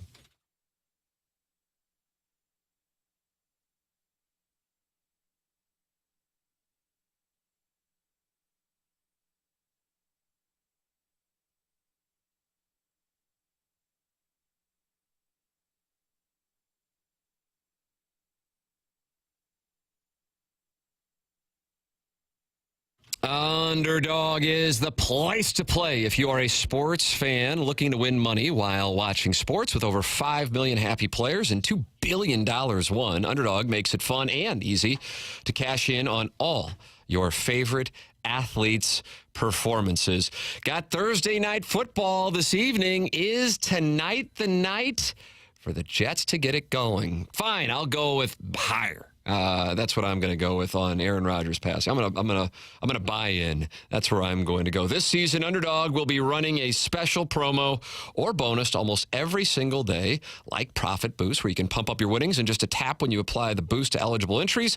Discounts. You'll get adjusted projections on certain players' stats to give you a better shot at a big W, and free picks. They're basically a sure thing. The player just has to get higher than 0.5 for that selection to win. Plus, all new users get a free pick. Download the app, sign up with promo code PARTY, and deposit now to get up to $1,000 in bonus cash instantly. That's promo code PARTY. Must be 18 or older and present in a state where Underdog Fantasy operates. Terms apply. Concerned with your play? Call 1-800-GAMBLER or visit ncpgambling.org.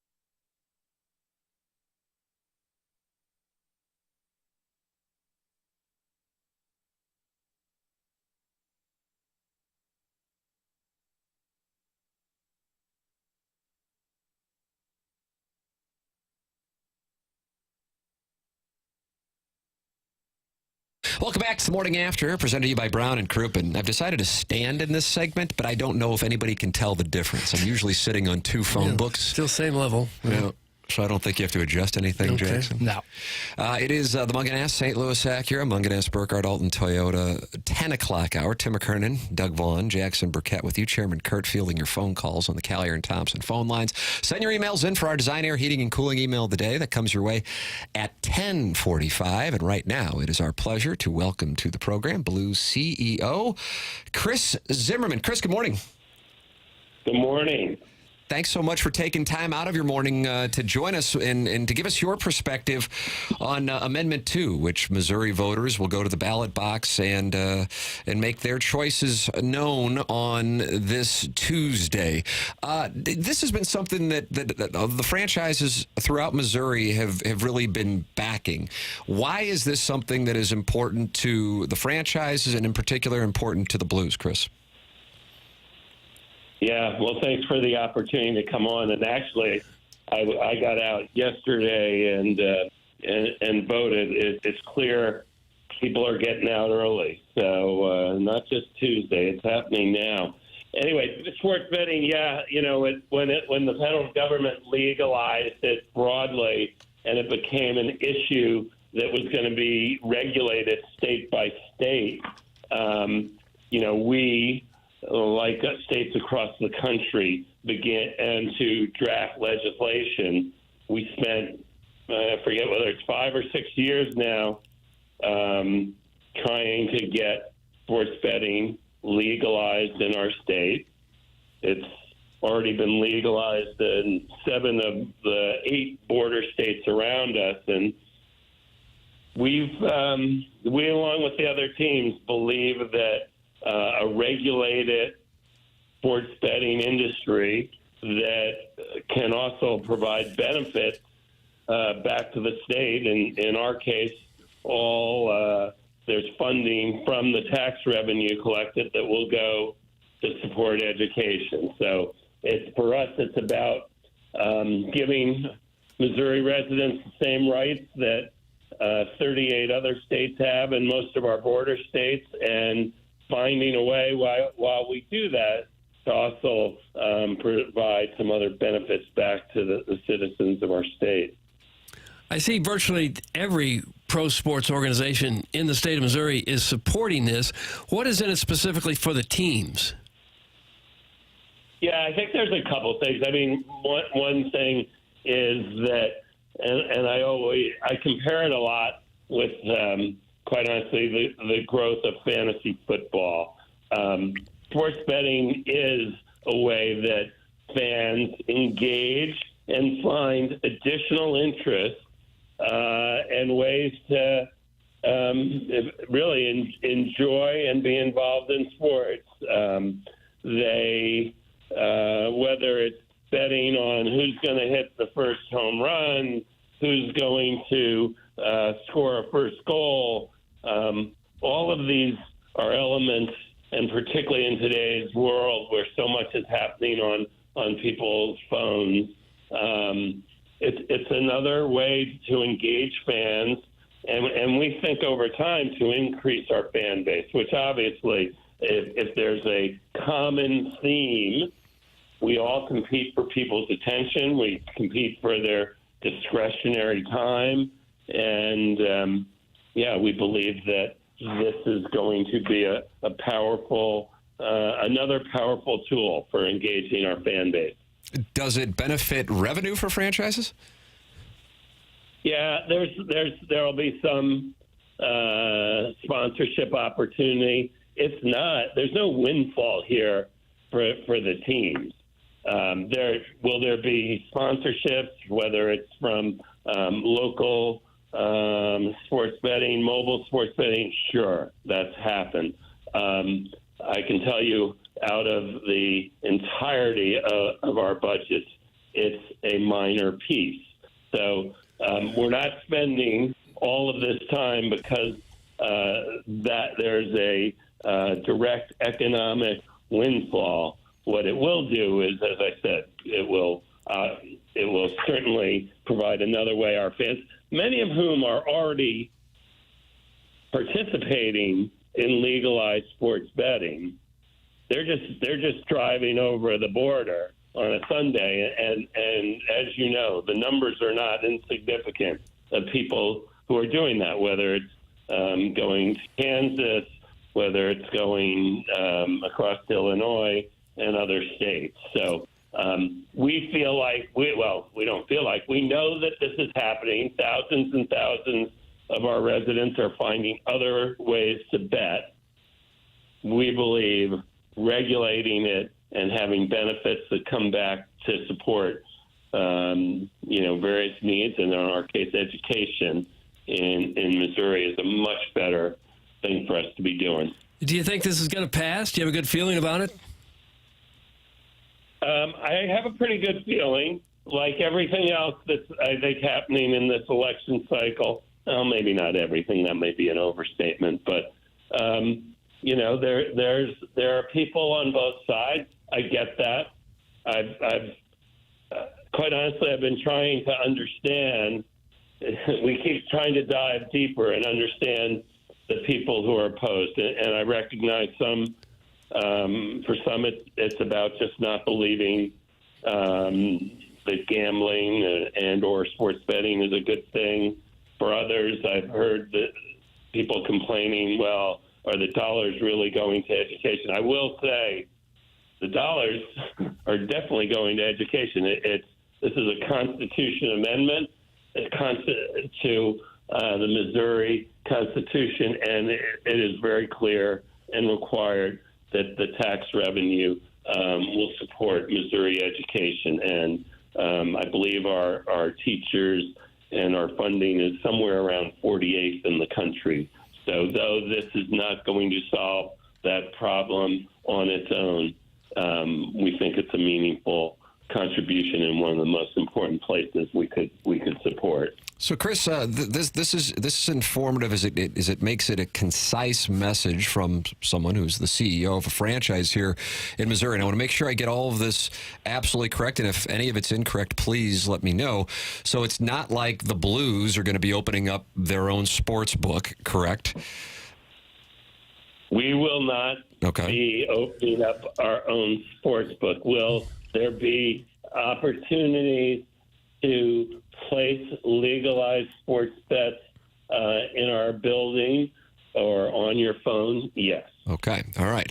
But this is more about creating engagement. And I have to tell you, I'm sure some people are like, oh, yeah, whatever. But I have a problem with a business trying to improve its business. I don't know why anybody would. But either way, what you're saying is this is about engagement, and you draw the parallel to fantasy football. And I have to tell you, even if the Blues are making millions and millions more dollars off this, I understand that analogy because there are plenty of people, many of whom in St. Louis, who now hate the NFL, who still pay attention to it only because of fantasy football. And so, by proxy, that creates engagement and interest in the league and people watching games. So that does stand to reason. This does create engagement. So I do follow that logic, and I think it makes all the sense in the world. So I get that, and I'm glad that you laid it out that way, because I think that can make a lot of sense to people. Well, and just on the sports side, listen, this is not a business where we're doing anything actually, but investing back in our players, trying to do. We come to work every day working towards what we did in 2019, which, by the way, took us 50 some odd years. We're trying to do it a lot quicker. But, the business part of what we do, and we're able to do it because we have more fans. We have more people listening to sports radio. We have more people watching our games. We have more people coming to the building. Our fan base and their involvement and their value to sponsors and others, it's all an ecosystem that is set up specifically for us to win championships and to entertain and give people a place in life where they can get away from the rest of the challenges and conflict, so on and so forth. So I'm sure I'm sure you could tell.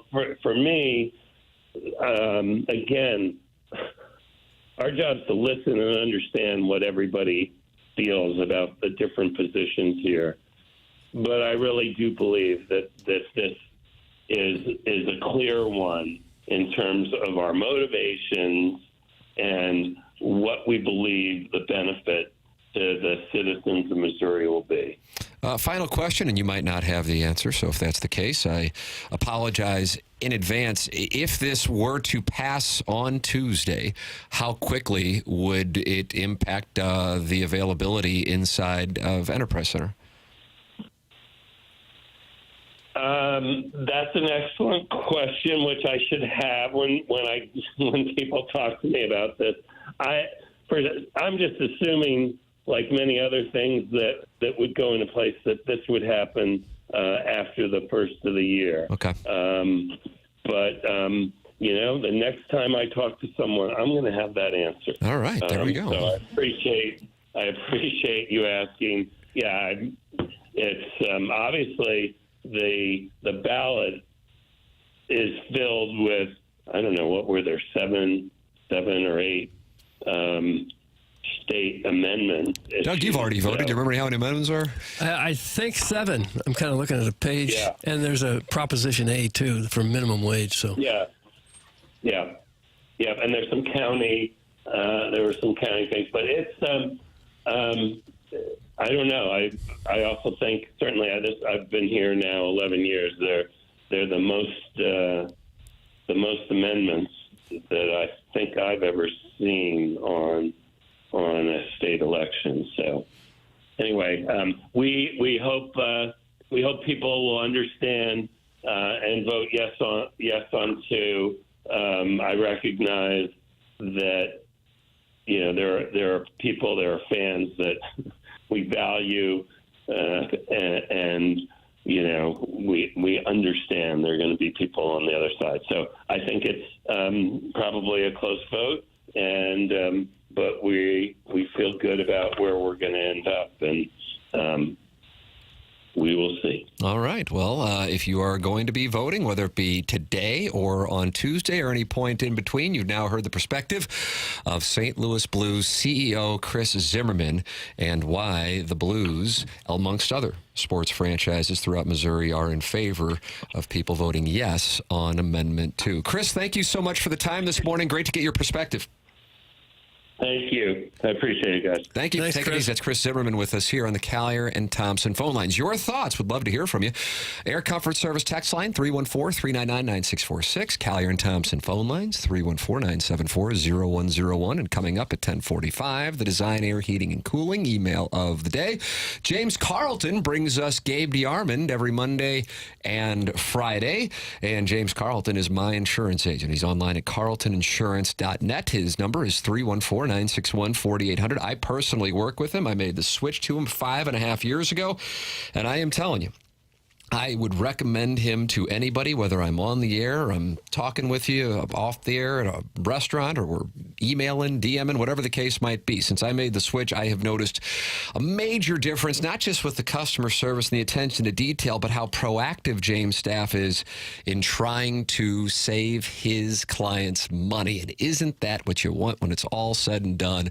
Especially when it's something that you're insuring. You're talking about auto, home, and life. These are important things. These are emergencies. You want somebody who has a staff who's all over it immediately. You call 314-961-4800 right now. You're going to talk to somebody in his office in St. Louis. You're not going to be farmed out to a call center. That stuff matters. James could save money and have a smaller staff, but he wants people to know you're going to get the best customer service in town by working with him. That's why he has 394 5-star reviews on Google. His name is James Carlton. He's my insurance agent. He's online at carltoninsurance.net. If your insurance costs a leg and an arm, call James Carlton, State Farm, 314-961-4800, to go online at carltoninsurance.net. We have the Design Air Heating and Cooling email today coming your way at 10:45. Jackson continues with this incredible series of questions known as The Thursday press Thursday conference? questions. Yeah, press conference Thursday. Yeah, it's unbelievable. Highly creative. Yep, it is. And BK and Ferrario coming away at 11 o'clock. This is TMA, presented to you by Brown and Crouppen and the Munganess St. Louis Acura, Munganess Burkhardt Alton Toyota, 10 o'clock hour, 101 ESPN.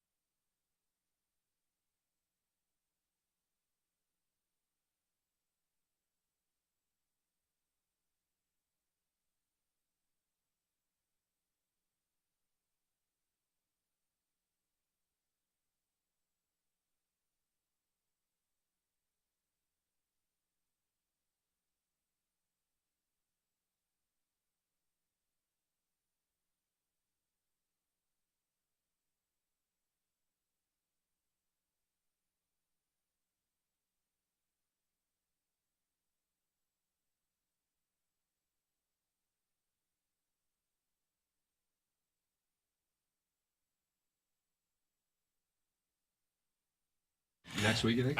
This is Action Jackson with a SportsCenter update brought to you by Saliga Heating and Cooling. Got Blues hockey tonight. Blues heading to Philadelphia to take on the Flyers. You can catch that game right here on 101 ESPN. Pre-game at 5 p.m., puck drop at 6 p.m. We just had Chris Zimmerman, the CEO of the St. Louis Blues, talking Amendment 2. If you want to hear more on that topic, BK and Ferrario have Bill DeWitt III of the St. Louis Cardinals talking about Amendment 2 sports gambling.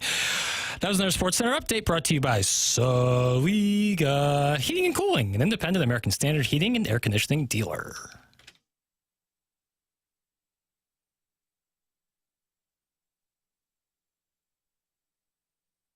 Welcome back. It's the Morning After. It's presented to you by Brown & Crouppen, Munganess, St. Louis Acura, Munganess, Burkhardt, Alton Toyota, 10 o'clock hour. Chairman Kurtz in here ready to take your calls. Callier and Thompson phone lines, 314-974-0101. We have the Design Air Heating and Cooling email today coming up, in about 5 minutes. And this is it. Anybody but Buck Swope wins, they win the month of October. Yeah, first JV golf ever coach. HD1 victor would be JV golf coach. Yep, correct. Bingo, bango, bongo. Doug, aren't you feeling lucky to be here today for this moment? I'm so excited about it. I forget the standings every day when I come in. That's unfortunate. I but I'll never really remind think you. about it. I never really worry about it. JV golf coach, 7 wins this month. Buck Swope 6. And the Ghost of Gangster Pete's Hat had a great month, but has been eliminated, finished with 4. So knows that he will finish in third place. A number of listeners with 1 win apiece. Send yours in the morning after at InsideSTL.com. The gentleman or lady who texted in at 9:22 the following. You guys are not very good. Boring. No sports. Just for the record, though, if we're going to try to be truthful, the program had Bernie Federico, Robert Thomas, Keith Kachuk, and Chris Zimmerman on it. Mm-hmm. But either way, boring, no sports. Tim is arrogant. Nobody's disputing that fact. And never gets to the point. I'm going to listen to music until 11 every day. Good luck. 4 hours. Be a lot of suicidal people in the morning. That was sent at 9:22. But at 10:39, fantastic show, Tim, and your producer has done a fabulous job. And just like that, in an hour and 17 minutes, we have a conversion. Was that Jackson's mother who texted that in? Brick. Probably. Could have been. Yeah, she likes to send a lot of hate mail, but she usually does it through burners. My mom has a lot of burners. She has dog avatars. Absolutely rips us. Yep. Guys, my only concern with legalizing sports gambling, speaking of the Chris Zimmerman interview in the previous segment, is Jackson Burkett will spend even more of his time and severely limited attention / brain power on the NBA that no one gives an F about. Oh. Who's that from? The 314. Ah, okay. Yeah. Well, Now, why do you say, okay? I mean, there's probably a million people who have 314 phone numbers. I thought it was going to be Harrison's brother, Master. But the attention is correct. Limited brain power, not the case. No. But I do you have like your brain. You got a big old brain in there. I do have a very limited attention span. So I've noticed like the 3-panel or 4-panel YouTube TV thing can kind of overwhelm me sometimes. Doug's got the conductor hat on the YouTube channel today. And it's been a real treat, I think, for the audience members to see you in a little costume. Halloween cosplay. day. Yeah, choo-choo. Got this text from Chairman Steve in Wildwood. We have 2 chairmen involved with the show. At 10:41, he said, you guys suck. And then at 10:42, he said, you guys are good. Nice. Okay. That's what I'm saying. Brick by brick. One at a time. We'll take them down, and that's just what we're going to do. We're not the only ones with ADHD. Some of the listeners say, hate us, they like us. Hate us, like us. Jackson, please do me a favor, and on a day after the Blues have a huge win versus a division team, lead the SportsCenter update off with a meaningless NBA score from 2 bottom feeders. That's from the Vice President of TMA Special Projects, Mario, in Charlotte. So I'll kind of peek behind the curtain. The first SportsCenter update I try to do, as a St. Louis and Blues score, when the Blues are playing next. Listeners cycle on, they cycle off. I'm just telling you. Yeah, well, I can't control that. What I can control is that the middle 2 are always going to be hoops related. Just because I don't think people are getting the enough information. So you're trying to groom people. I'm trying to speak to he's a groomer? I don't know. Could you use as a sports update this story from Sportico, the sports industry news website, that Jason Tatum is leading the group to try to bring a WNBA team to St. Louis? Would that make it on an update? I could see that. I could definitely see that. Usually I like to give scores, but no, that's a good little piece, a good little nugget. Okay. Yeah. UFL, MLS, WNBA, all within the last 5 years. Brick by brick. Here we I'm come. sold on St. Louis. I'm sold. We've got it all from A to Z. A, the Gateway Arch. B, baseball, beer, and something else. I forget. The song was 40, 50 years ago. I can't remember the lyrics. Why are you yelling at me? I don't know. I just thought you said that, and it jolted my memory to that song that was on nonstop long time ago. Catchy little tune. Went from A to Z, Missouri, and what St. Louis has got. And now I don't remember the lyrics. Jackson, you experienced some disdain from 101 listeners on Balloon Party when you said you would rather have an NBA team than the Blues. Oh. Yeah, it happened, Doug. This station, you said in that? this time slot. Let me ask you this. Would you rather have a WNBA team than the Blues? Doug, this is a huge moment in the show's history. You better not even think about this. You better not even be thinking about this. Oh, my God. I'm picking up a read. I'll take the Blues. Well, that's big of you. I'll take the Blues. But you're shaking your eyes. Because Winking at us. if you're watching on YouTube, you saw it. Oh, no. An expansion WNBA team would be of more interest to you than the National Hockey League. I think I can do better at my job if I'm here and not removed. If I say the opposite, so I'll just say the Blues. I'll give the Blues. Oh, don't do us any favors. I have been disappointed in you before. Absolutely, I have. On many occasions, never to this extent. There's no winning for me here because I say... You said, yeah, I would want the Blues. What are you kidding me? A WNBA team? I want the Blues. There's your answer. I can coach you up on this stuff. Yeah. Right, but people won't think I'm being genuine. I don't know on that. Yeah. An expansion WNBA team, you'll know zero of the players? To start, do you know? I don't know. I would know more probably than I know the Blues players. Beer Cats won our first ever Milagro Tequila Listener of the Month in January of 2023. We were down in Jamaica doing the show, Doug, with friend of the program and Jackson's roommate, Lisa Ann. And you can win the Milagro Tequila Listener of the Month today. Just go to tmastl.com. Jackson will get the 4 finalists, and then Doug, Martin, myself, Chairman Kurt. I don't know if you have a vote or not. I never know who's in the papal conclave. He'll have a vote. He'll have a vote? All right, we'll vote. So go to tmastl.com because we do it at the end of the month. You can be. But Beer Cat says, I love the hate from the pissed off, sad mouth breathers. And then he goes in caps with an exclamation point. Get a life, you losers! Oh. I just felt spittle come out. I hope I didn't get you. No, I'm dry. I'm always confused about the insult that someone is a mouth breather. I mean, you have to breathe somehow, right? It's bad for your jaw. That's what they say. Jowls? It's bad for the jawline. They want you to breathe through your nose. So your lips should be closed all the time. There are people who wear tape over their mouth when they sleep. When they sleep. Is that Ferrario's ball gag that texts in? It's in the same vein. Got it. Hey, we got the Design Air Heating and Cooling email today coming up to land the plane on the program. I want to tell people about Mark Hanna of Evergreen Wealth Strategies online at evergreenstl.com. The number is 314-889-0503. I've gotten to know Mark Hanna quite well over the last 7 years since he started advertising on my podcast. And I would tell you this. Number one, he knows the industry. But number two, he is a world-class individual. And he just enjoys helping people out. He doesn't have a one-size-fits-all plan for customers.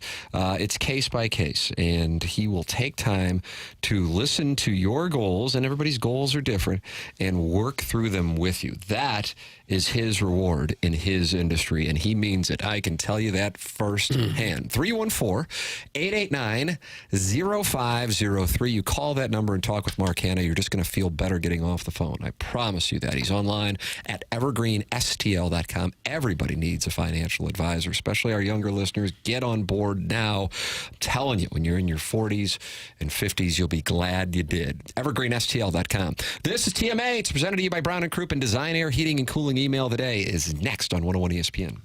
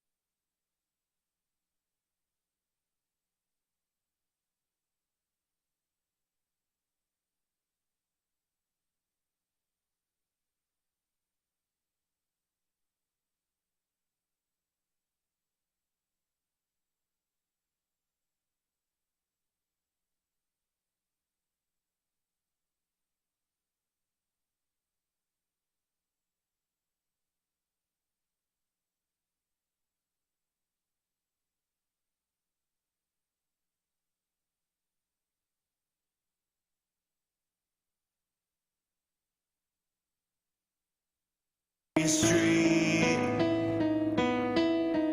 It's Halloween.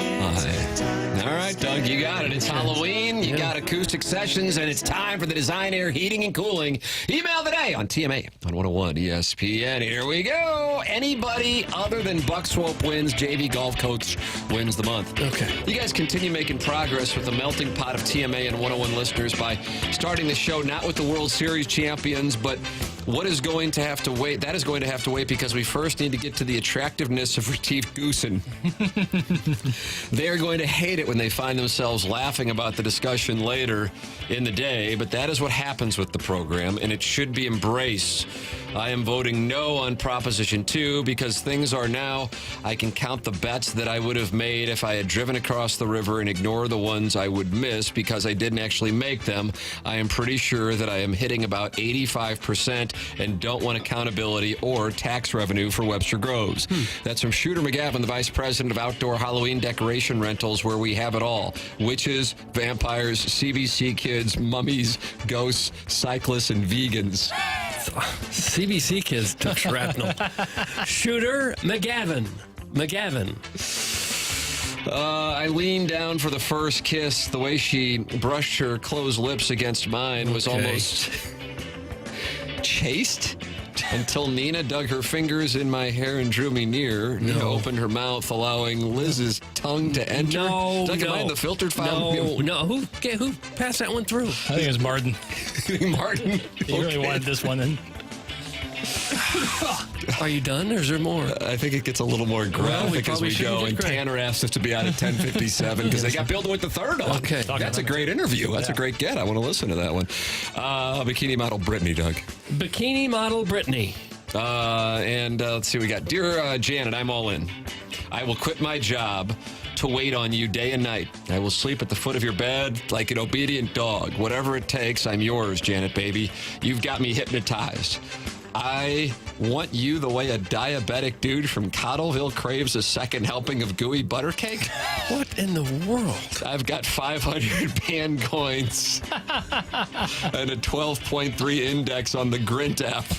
But Janet, I'd trade it all for one night with you, sweetheart. When others criticize, you defend this dying city with vigor. Some people look at the homeless encampment near the deserted Laclede's Landing Metro Link station and see a crumbling hellscape beyond repair. Not Janet.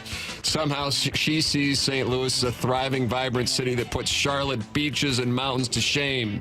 Is that war-torn Ukraine? No, that's a naked guy taking a leak behind an abandoned building on Washington Avenue while two of the St. Louis's oldest crackheads share a toasted ravioli like Lady and the Tramp in a trash-filled alley nearby.